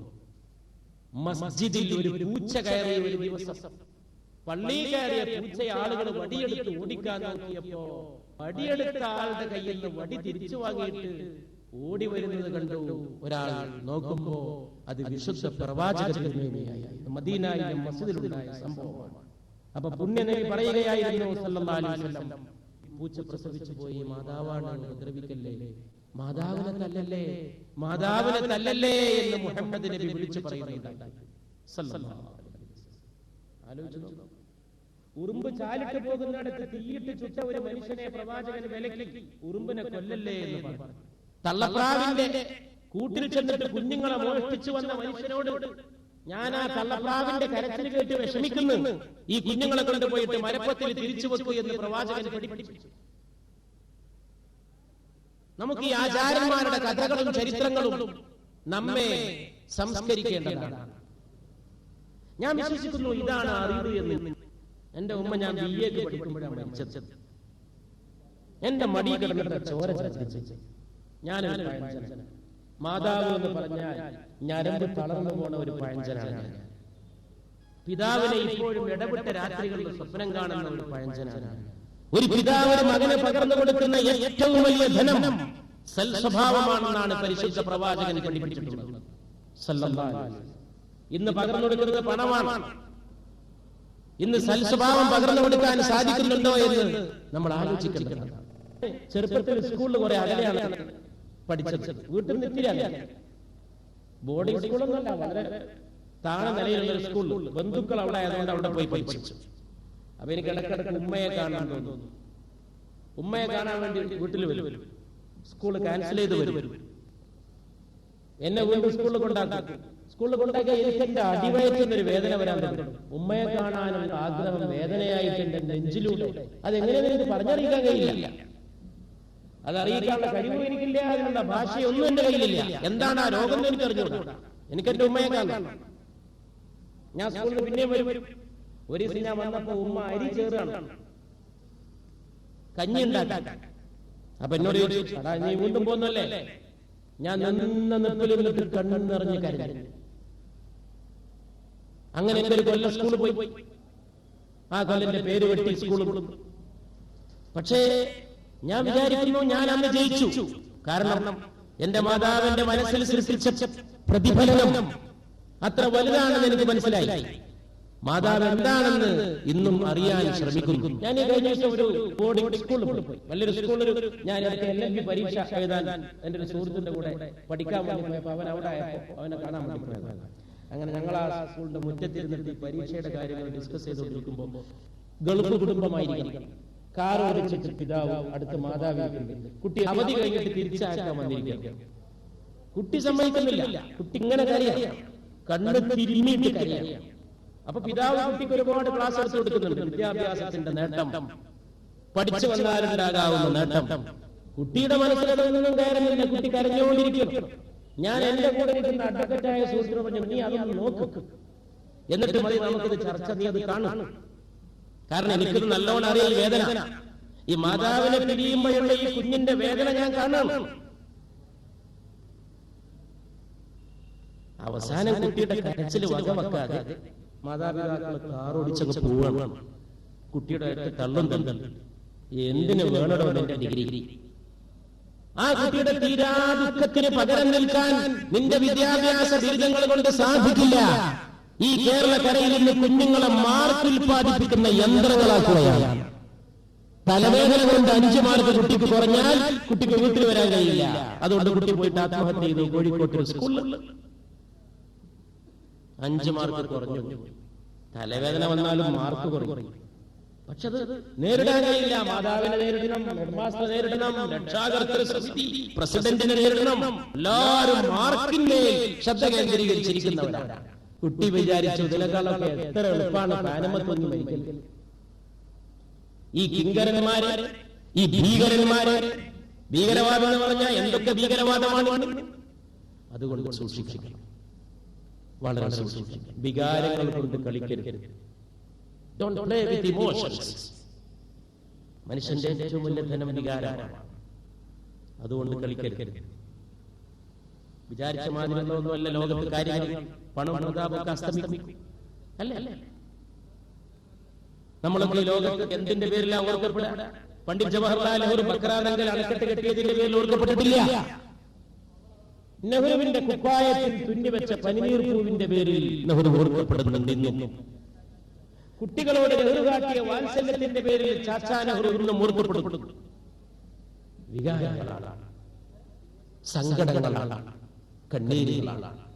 ഒരു ഇംഗ്ലീഷുകാരൻ പറയുന്നത്, people will not remember what you said. നീ എന്ത് പറഞ്ഞു എന്നുള്ളത് ജനങ്ങൾ ഓർക്കില്ല. People will not remember what you did. നീ എന്ത് ചെയ്തു എന്നുള്ളതും ജനങ്ങൾ ഓർക്കില്ല. But people will definitely remember the way you made them feel. പക്ഷേ ജനങ്ങളെ നീ വികാരഭരിതരാക്കിയത് എങ്ങനെയെന്ന് അവർ ഓർക്കും. നീ ഒരാൾക്ക് സന്തോഷം കൊടുത്താൽ നിന്നെ അവർ ഓർക്കും. നീ ഒരാളെ ദുഃഖിപ്പിച്ചാലും അവർ നിന്നെ ഓർക്കും. ദുഃഖം നൽകിയവനെ മറക്കൂല, സന്തോഷം നൽകിയവനെ മറക്കും. കുട്ടികൾക്ക് ചെറുപ്പത്തിൽ അത് കൊടുക്കാൻ സാധിക്കണം. പക്ഷെ ഇന്നിപ്പോ എന്താ സ്ഥിതി? ഇന്നിപ്പോ വീട്ടിൽ 2 പെട്ടിയാണ്. ഒന്ന് വെടിപ്പെട്ടി എന്ന TV പെട്ടി, മറ്റൊന്ന് തണുപ്പ് പെട്ടി എന്ന ഫ്രിഡ്ജ് പെട്ടി. 2 പെട്ടിയുടെ മുമ്പിലാണ് മലയാളിയെ അങ്കനമാർ പോയിരിക്കുന്നത്. TV പെട്ടിയുടെ മുമ്പിൽ പോയിരിക്കുമ്പോ രാവിലെ തന്നെ പോയിരിക്കും. അർദ്ധരാത്രിയുടെ മുമ്പ് തന്നെ ആയിരുന്നു. ഒടുക്കത്തെ സീരിയലും പ്രേതകഥയും കണ്ടിട്ടാണ് പോയി അടങ്ങി ഒതുങ്ങി കിടന്നത്. പ്രേതത്തിന്റെ വിളിയാളമാണ് ബെഡ്റൂമുകളിൽ നിന്ന്, അല്ലേ? ലണ്ടനിലെ ഒരു കോളേജിൽ റിസർച്ച് നടന്നു അടുത്ത കാലത്ത് കുഞ്ഞുങ്ങളുടെ മേൽ ടെലിവിഷന്റെ സ്വാധീനം. 3 കാര്യം പറഞ്ഞു ടെലിവിഷൻ സ്ഥിരം കാണുന്ന കുട്ടികൾ. 1, ഒറ്റപ്പെടൽ വാസനയുണ്ടാക്കും. ഒന്നിച്ചല്ലേ മനുഷ്യൻ നടക്കട്ടെ. സ്വകാര്യമായി കാണേണ്ട സാധനമാണ് പലതും. ഒരു ദിവസം കാണുമ്പോൾ കുട്ടിക്ക് തോന്നുന്നത് അച്ഛനില്ലാതെ കാണാൻ, കുട്ടികളില്ലാതെ കാണാൻ. കാരണം അമ്മാതിരി കാര്യങ്ങളാണ്, പ്രൈവറ്റ് സംഭവങ്ങളാണ്. 2ാമത്തെ കാര്യം മദ്യത്തോടും മയക്കുമരുന്നിനോടും ആസക്തി വർദ്ധിപ്പിക്കും. കട്ടൻ ചായ കുടിക്കുന്ന മാതിരി നടീനടന്മാരൊക്കെ സന്തോഷം വന്നാലും മദ്യം, ദുഃഖം വന്നാലും മദ്യം. 3ാമത്തെ കാര്യം എന്നെ അത്ഭുതപ്പെടുത്തി, അത് ഞാനിവിടെ പറഞ്ഞിട്ടേ പോകും. 3ാമത്തെ കാര്യം ഭാഷ സംസാരിക്കാനുള്ള വാസനയെ നശിപ്പിക്കും. അതെന്നെ ഞെട്ടിപ്പിച്ചൊരു സംഗതി. അതെങ്ങനെ എനിക്കറിഞ്ഞു? അവര് പറഞ്ഞതാണ്, ട്രിനിറ്റി കോളേജിലെ വിദഗ്ധന്മാരുടെ റിസർച്ച്. ലണ്ടനിലെ വലിയ കോളേജാണ് ട്രിനിറ്റി കോളേജ്. നസ്നാനം ന വിലേയം ന കുസുമം വാഭൂഷണം ഭൂഷണം. സംസ്കൃതത്തിൽ നമ്മൾ പഠിക്കുന്ന ആദ്യത്തെ ശ്ലോകം. നസ്നാനം ന വിലേപനം ന കുസുമം വാഭൂഷണം ഭൂഷണം. നസ്നാനം കുളിച്ചിട്ട്, ന വിലേപനം മേലോരമൊക്കെ തേച്ചിട്ട്, ന കുസുമം ഒരു പൂവും ചൂടിയിട്ട് വല്ല കേമനാന്ന് വിചാരിച്ച് നടക്കണ്ട. പണ്ടാണെങ്കിൽ വിലേപനം, ഇന്നാണെങ്കിൽ സ്പ്രേ, അന്നാണെങ്കിൽ തേപ്പ്, ഇന്നാണെങ്കിൽ അടിപ്പ്. ഏതാണെങ്കിലും ഇത് വല്ല മികവാന്ന് വിചാരിക്കണ്ട. വാഗ്ഭൂഷണം ഭൂഷണം, വാക്കാണ് നിന്റെ അലങ്കാരം. വാക്ക് നല്ലത് പറയണം, നല്ല വാക്ക് സംസാരിക്കണം. കുട്ടികളുടെ സംസാരശേഷിയെ ഇത് തകർക്കുന്നാണ് പറഞ്ഞിരിക്കുന്നത്. അപ്പൊ അതുകൊണ്ട് ഈ സ്ഥിതി നമ്മെ എവിടെ കൊണ്ടുപോയിട്ട് ചെന്നെത്തിച്ചു നോക്കേണ്ടതാണ്. രാവിലെ ഫ്രിഡ്ജ് പെട്ടിയുടെ മുമ്പ് പോയിട്ട് ആദ്യം വീട്ടമ്മ തൊഴുതിട്ട് പറയും, പെട്ടി നിനക്ക് സ്തുതി, നീ ഉണ്ടായത് കൊണ്ടാണ് മറ്റേ പെട്ടിയുടെ മുമ്പിൽ എപ്പോഴും പോയിരിക്കാൻ സാധിക്കുന്നത്. അടുക്കളയിൽ തീരെ പോകാതിരിക്കാൻ സഹായിക്കുന്നത് ഫ്രിഡ്ജ് പെട്ടിയാണ്. അതുകൊണ്ട് 2 പെട്ടിയിൽ തൊഴണം. അടുത്ത വീട്ടിലെ ക്യാൻസർ രോഗിയെ ചെന്നിട്ട് ആശ്വസിപ്പിക്കാനും എത്ര പേർക്ക് മനസ്സുണ്ട്? ഇല്ല. പക്ഷേ ക്യാൻസർ രോഗിയെ സീരിയലിൽ കണ്ടാൽ ആണുങ്ങളുടെയും പെണ്ണുങ്ങളുടെയും ഇങ്ങനെ ഒഴുകുകയാണ്. ഞാനിതൊന്നും വെറുതെ പറയുന്നതല്ല.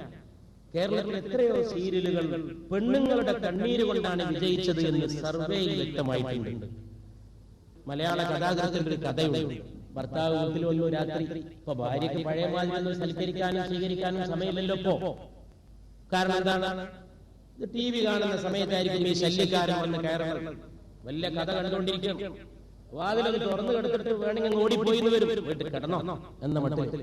പണ്ടത്തെ മാതിരി ചോറ് കഴിച്ചോ, വിശക്കുന്നുണ്ടോ അല്ലേ, ഭാര്യയുടെ ഒരു ചോദ്യം.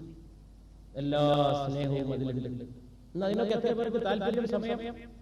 അതുകൊണ്ട് കഥക തുറന്നിട്ട് ഭാര്യ ഓടി. അപ്പൊ പാവം ഭർത്താവിന്റെ കയ്യിൽ കഞ്ഞി വെച്ചുകൊടുത്ത് കുടിച്ചു നോക്കുമ്പോ പാവം ഭർത്താവ് പറഞ്ഞത്രേ ഉപ്പില്ല എന്ന്. അതിടാൻ ഭാര്യയ്ക്ക് സമയം കിട്ടിയിട്ടില്ല. അപ്പൊ സീരിയല് കണ്ടുകൊണ്ട് വന്നിരുന്ന ഭാര്യ ഒന്ന് തേങ്ങി. ആ മാതിരി എങ്ങായിരുന്നു സീരിയല് കണ്ടത്? കഞ്ഞിയിൽ ഉപ്പായി പോയി. കണ്ണീര് കൊണ്ട് ഉപ്പായി. അതുകൊണ്ട് കേരളത്തിൽ കറിയുപ്പ് നിരോധിച്ചാലും വലിയ ബുദ്ധിമുട്ടില്ലാത്ത ഒരവസ്ഥയാണ്. സീരിയലുകൾ ഉള്ളതിടത്തോളം കാലം ഭർത്താക്കന്മാർക്ക് കഞ്ഞി കുടിക്കാൻ ബുദ്ധിമുട്ടേണ്ട. അപ്പൊ ഒരു കുട്ടി രാവിലെ അച്ഛനോട് പറഞ്ഞു, അച്ഛൻ നാളെ ഒരുങ്ങണം, നമുക്കൊരു സ്ഥലത്ത് പോകാൻ പറഞ്ഞു. പിറ്റേന്ന് രാവിലെ പെട്ടിയൊക്കെ എടുത്ത് പാക്ക് ചെയ്ത് അച്ഛനെ കൂട്ടിയിട്ട് മകൻ പോയി. വളരെ ദൂരെ ഒരു സ്ഥലത്ത് കുന്നും മലയ്ക്ക് പോയി മനോഹരമായ ഒരു സ്ഥലത്ത് കൊണ്ടുപോയിട്ട് നല്ല കെട്ടിടത്തിലേക്ക് അച്ഛനെ കൊണ്ടുപോയി അച്ഛന്റെ പെട്ടിയൊക്കെ മകൻ എടുത്തു വെച്ചിട്ട് കുറച്ച് കഴിഞ്ഞപ്പോ മകൻ യാത്ര ചോദിക്കുകയാണ് അച്ഛനോട്. മകൻ പറഞ്ഞു, അച്ഛാ ഞാൻ പോവാണ്, എന്തെങ്കിലും ആവശ്യം ഉണ്ടെങ്കിൽ ഈ ബെല്ലടിച്ചാൽ അറ്റൻഡർ എത്തും. ഇത് വൃദ്ധസദനമാണ്, തന്നെ അവിടെ ആക്കിയിട്ട് പോകാനാണ് മകൻ കൊണ്ടുവന്നിരിക്കുന്നത്.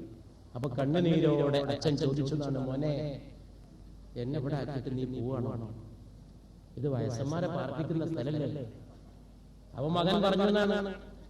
അച്ഛൻ ഓർമ്മയുണ്ടോ ഒരു പ്രഭാതം അച്ഛൻ എന്നോട് പറഞ്ഞു കുളിക്കാൻ നാളെ സ്ഥലത്ത് പോവാണ്ട്. കാറ് റെഡിയാക്കി എന്റെ പെട്ടിയെടുത്ത് അച്ഛൻ തന്നെ വെച്ചു. അച്ഛൻ എന്നെ ഡ്രൈവ് ചെയ്ത് കൊണ്ടുപോയി ബോർഡിംഗ് സ്കൂളിലാക്കി. എന്താവശ്യമുണ്ടെങ്കിലും ബെല്ലടിച്ച ആള് വരുമെന്ന് അച്ഛൻ പറഞ്ഞു. ഡോക്ടർ ഇവിടെ തന്നെ ഉണ്ടെന്ന് അച്ഛൻ പറഞ്ഞു. എല്ലാ മാസം മണിയോടെ അയക്കുന്നു അച്ഛൻ പറഞ്ഞു. അത്ര സുഖം അച്ഛൻ എനിക്ക് നൽകി, ആ സുഖം ഞാൻ അച്ഛനും തിരിച്ചു തരണ്ടേ പ്രായമൊക്കെ ആവുമ്പോ എന്ന് മകൻ ചോദിച്ചു. അതുകൊണ്ട് ചരിത്രം ആവർത്തിക്കുന്ന കാലമാണ്. സത്യമായിട്ട് പറയാം, ആവർത്തിക്കുന്ന കാലമാണ്. ലോകത്തെ ഏറ്റവും വലിയ നഷ്ടം സ്നേഹനഷ്ടമാണ്. ദാരിദ്ര്യമല്ല വലിയ നഷ്ടം, തൊഴിലില്ലായ്മയല്ല വലിയ നഷ്ടം, സ്നേഹനഷ്ടമാണ്. അതുകൊണ്ട് പ്രിയപ്പെട്ടവരെ, നമുക്ക് നന്മകളെ മുറുകെ പിടിക്കാൻ സാധിക്കട്ടെ, ശാന്തമായിട്ട് ജീവിക്കാൻ സാധിക്കട്ടെ, നല്ല മനസ്സോടെ നടക്കാൻ സാധിക്കട്ടെ, സൗഹൃദം വ്യാപിപ്പിക്കാൻ സാധിക്കട്ടെ. നിലാവ് പോലെ അതിനുള്ള ഒരു വേദിയായി ഇത്തരം സന്ദർഭങ്ങൾ മാറട്ടെ, അതിന് നമുക്ക് സാധിക്കട്ടെ എന്ന് ആശംസിച്ചുകൊണ്ട് ഈ ഓർക്കാട്ടേരിയിലെ ശിവ ഭഗവതി ക്ഷേത്രത്തിന്റെ ഈ താലപ്പൊലി മഹോത്സവത്തിലെ ഈ ചടങ്ങിന്റെ ഉദ്ഘാടനം ബഹുമാനപ്പെട്ട അധ്യക്ഷന്റെ, ബഹുമാനപ്പെട്ട പഞ്ചായത്ത് പ്രസിഡന്റിന്റെ, ബഹുമാനപ്പെട്ട ശ്രീ ഹരികൃഷ്ണൻ നമ്പൂതിരിയുടെ, മറ്റു ക്ഷേത്ര കമ്മിറ്റി ഭാരവാഹികളുടെ നിങ്ങളൊക്കെ സമ്മതത്തോടെ അല്ലാമ ഇക്ബാലിന്റെ ഒരു കാവ്യശകലം ഉദ്ധരിച്ചുകൊണ്ട് ഇന്നത്തെ ഈ സദസ്സിന്റെ ഉദ്ഘാടനം നിർവഹിക്കാൻ ഞാൻ കുതിച്ചു പോകുന്നു. ഇത്രയും സുന്ദരമായ രാത്രി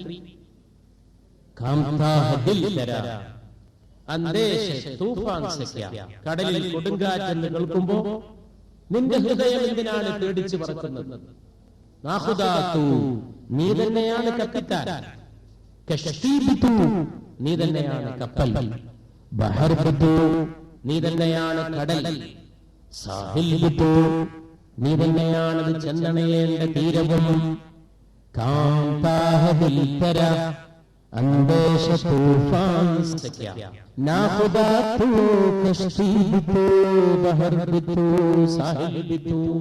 നീ തന്നെ കപ്പലും, നീ തന്നെ കപ്പിത്താനും, നീ തന്നെ കപ്പലോടേണ്ട കടലും, നീ തന്നെ കപ്പൽ ചെന്നണയേണ്ട തീരവുമെങ്കിൽ പിന്നെ കടലിൽ കൊടുങ്കാറ്റെന്ന് കേൾക്കുമ്പോൾ നിന്റെ ഹൃദയം എന്തിന് വിറകൊള്ളണം ഭയത്താൽ?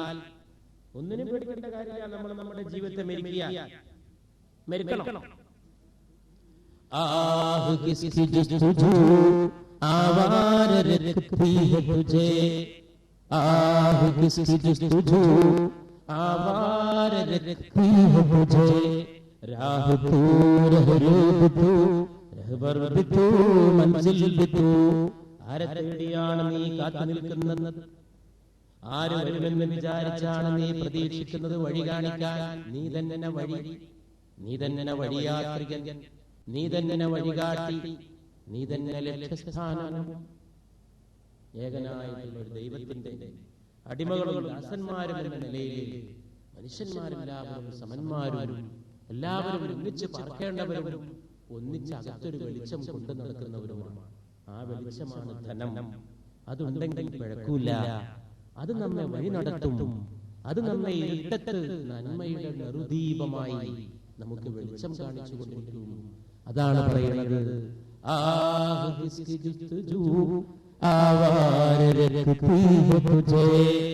ആരെ തേടിയാണ് നീ കാത്തു നിന്ന് അന്വേഷിക്കുന്നത്?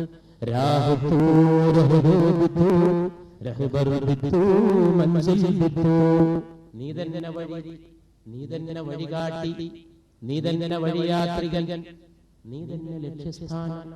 ഇങ്ങനെ തിരക്കിന്റെ ഇടയിൽ ഓടുമ്പോ മറന്നു പോകുന്ന ജീവിതകാര്യങ്ങൾ ഓർക്കാൻ ഈ മണിമുറ്റം നമുക്ക് ഇന്നൊരു അവസരം ഒരുക്കി. നാളെ അവസരങ്ങൾ ഉണ്ടാവട്ടെ, എപ്പോഴും ഉണ്ടാവട്ടെ. നമ്മൾ നിസ്സാരക്കാരാണെന്ന് കാണാൻ ഒരു അവസരം ഉണ്ടാവട്ടെ. അഫ്ഗാനിസ്ഥാനിലെ ഭൂകമ്പം ഉണ്ടായപ്പോഴും സുനാമി വന്നപ്പോഴും മനുഷ്യനത് മുൻകൂട്ടി കാണാനോ പ്രവചിക്കാനോ ഒന്നും സാധിച്ചില്ല. പക്ഷെ പൂച്ചക്കുട്ടി കണ്ടു, പൂച്ചക്കുട്ടി ചേഷ്ടകൾ ഉണ്ടാക്കി, ആനക്കൂട്ടം കണ്ടു. ശ്രീലങ്കൻ തീരത്തിൽ സുനാമി വന്നപ്പോ വനം പ്രദേശങ്ങളിലെ ആനകൾ ഒരുമിച്ച് ഒഴിഞ്ഞുപോയി. കാക്കകൾ പറന്നിട്ട് പ്രത്യേക ശബ്ദം ഉണ്ടാക്കി. അഫ്ഗാനിസ്ഥാനിൽ തന്നെ നടന്നു ഈ ഭൂകമ്പം വരുന്നതിന് മുമ്പ്. അപ്പൊ മനുഷ്യന് മനസ്സിലാക്കാൻ കഴിയാത്ത കാര്യങ്ങൾ മിണ്ടാപ്രാണികൾ പ്രകൃതിയിൽ നിന്ന് ഗ്രാസ്പ് ചെയ്യുന്നുവെന്നുള്ള പ്രകൃതിയുടെ സത്യം ശാസ്ത്രം പോലും സ്ഥാപിക്കുമ്പോഴെങ്കിലും നിസ്സാരക്കാരനാണ് നമ്മൾ മനസ്സിലാക്കുക. 1500 ആളുകളുടെ മൃതദേഹം ഒന്നിച്ചു കൊണ്ടുപോയിട്ട് പിടിച്ചിടുന്നത് നമ്മൾ കണ്ടു. സുനാമി വന്നപ്പോൾ മൃതദേഹത്തെ പിടിച്ച് വലിച്ചോണ്ട് പോണത് നമ്മൾ കണ്ടു. ബഹുമാനപ്പെട്ട മനുഷ്യന്റെ ബഹുമാനപ്പെട്ട ദേഹം നായ കൊത്തി വലിക്കുന്നത് നമ്മൾ കണ്ടു.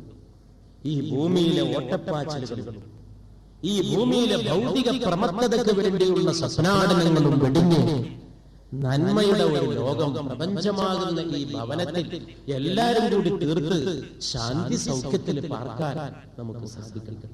ഏറ്റവും വിലപ്പെട്ടത് സമാധാനമാണ്. ഹിന്ദുമതം ലോകത്തിന് നൽകിയ ഏറ്റവും വലിയ സംഭാവന എന്താണ് എന്ന് എന്നോട് ആരെങ്കിലും ചോദിച്ചാൽ ഈ അമ്പലമുറ്റത്ത് വെച്ച് ഈ വിനീതൻ പറഞ്ഞുകൊള്ളട്ടെ, ഞാൻ പറയും അത് ഓം ശാന്തി എന്ന മന്ത്രമാണ്. ശാന്തി, സമാധാനം, അക്രമം, അന്യായം, സമാധാനം. ക്രിസ്തുമതത്തിലും സമാധാനത്തിന് വേണ്ടിയുള്ള ദാഹം. യേശു പറയുന്നു, അത്യുന്നതങ്ങളിൽ ദൈവത്തിന് മഹത്വം, ഭൂമിയിൽ സന്മനസ്സുള്ളവർക്ക് സമാധാനം, സമാധാനം, സമാധാനം. എന്തുകൊണ്ടാണ് എല്ലാ മതങ്ങളും സമാധാനത്തെ പറ്റി തന്നെ സംസാരിച്ചത്? പ്രവാചക തിരുമേനി സല്ലല്ലാഹു അലൈഹി വസല്ലം അസ്സലാമു അലൈക്കും, സമാധാനം ഉണ്ടാവട്ടെ എന്ന് പറയാൻ പഠിപ്പിച്ചു. ഇസ്ലാം എന്ന വാക്കിന്റെ അർത്ഥം തന്നെ സമാധാനം, സമാധാനം. സിൽം എന്ന അറബ് വാക്കിൽ നിന്നാണ് ഇസ്ലാം എന്ന അറബ് വാക്കുണ്ടായത്. സിൽം എന്ന് പറഞ്ഞാൽ ഇംഗ്ലീഷിൽ പറയുന്ന പീസ്, സമാധാനം. 5 നേരത്തെ നിസ്കാരം കഴിഞ്ഞാൽ ആവർത്തിച്ച് ഉരുവിട്ട് ചൊല്ലാൻ പ്രവാചക തിരുമേനി മുഹമ്മദ് നബി തിരുമേനി സല്ലല്ലാഹു അലൈഹി വസല്ലം ഒരു പ്രാർത്ഥനാ മന്ത്രം പഠിപ്പിച്ചു. അതെന്താണെന്ന് അറിയുമോ? അല്ലാഹുമ്മ അൻതസ്സലാം, ദൈവമേ നീ തന്നെയാണ് സമാധാനം. വമിൻകസ്സലാം, ദൈവമേ നിന്നിൽ നിന്നാണ് സമാധാനം. വഇലൈക യർജുസ്സലാം, ദൈവമേ സമാധാനത്തിന്റെ മടക്കവും നിങ്ങളിലേക്കാണ്. ഹയ്യനാ റബ്ബനാ ബിസ്സലാം, ഞങ്ങളുടെ നാഥ എവിടെ ചെന്നാലും സമാധാനം, സമാധാനം, സമാധാനം, സമാധാനം. അതിന്റെ അഭിവാദ്യം ഞങ്ങൾ കേൾപ്പിക്കേണ്ടമേ. അർദ്ധരാത്രി പ്രവാചകൻ എഴുന്നേറ്റിരുന്ന് പറയുമായിരുന്നു സല്ലല്ലാഹു അലൈഹി വസല്ലം, എല്ലാ മനുഷ്യരും സഹോദരന്മാരാണെന്നതിന് ഞാൻ ഈ രാത്രി സാക്ഷ്യം വഹിക്കുന്നു എന്ന്. ഇതിനേക്കാൾ വലിയ എന്താണ് പറയാനുള്ളത്? അത് പറഞ്ഞുകൊണ്ട് ഞാൻ എന്റെ വാക്കുകൾ അവസാനിപ്പിക്കുന്നു. ഈ രാത്രി സാക്ഷി, ഈ രാത്രി ഞാൻ സാക്ഷി. ഇന്നമാ അന ശഹീദുൻ അന്നന്നാസ കുല്ലുഹും ഇഖ്വ, എല്ലാ മനുഷ്യരും സഹോദരന്മാരാണെന്നതിന് ഈ രാത്രി ഞാൻ സാക്ഷിയാണ്. ഈ രാത്രി നമുക്കൊക്കെ ആ ശാശ്വത സത്യത്തിന് സാക്ഷിയാകാൻ കഴിയട്ടെ എന്ന് ആശംസിച്ചുകൊണ്ട് ഓർക്കാട്ടേരി ക്ഷേത്രത്തിന്റെ ഭരണസമിതിയിലെ എന്റെ പ്രിയപ്പെട്ട സുഹൃത്തുക്കളും സഹോദരന്മാരും, എത്ര വലിയ സ്നേഹവായ്പോടെയാണോ എന്നെ ക്ഷണിച്ച് ഇവിടെ കൊണ്ടുവന്ന് നിർത്തിയത്, ആ സ്നേഹവായ്പിന്റെ പേരിൽ നമുക്കൊന്നിച്ച് നമ്മുടെ കേരളത്തിൽ, നമ്മുടെ ഭാരതത്തിൽ, നമ്മുടെ ലോകത്തിൽ സമാധാനത്തിനും ശാന്തിക്കും വേണ്ടി പ്രവർത്തിക്കാൻ സാധിക്കട്ടെ എന്ന് ആശംസിച്ചുകൊണ്ട് എന്റെ വാക്കുകൾ അവസാനം.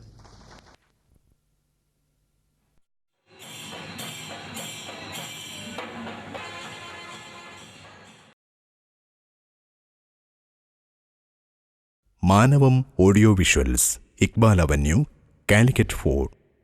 ഫോൺ 04952 771447. മൊബൈൽ 989564 41290. Email manavam@gmail.com.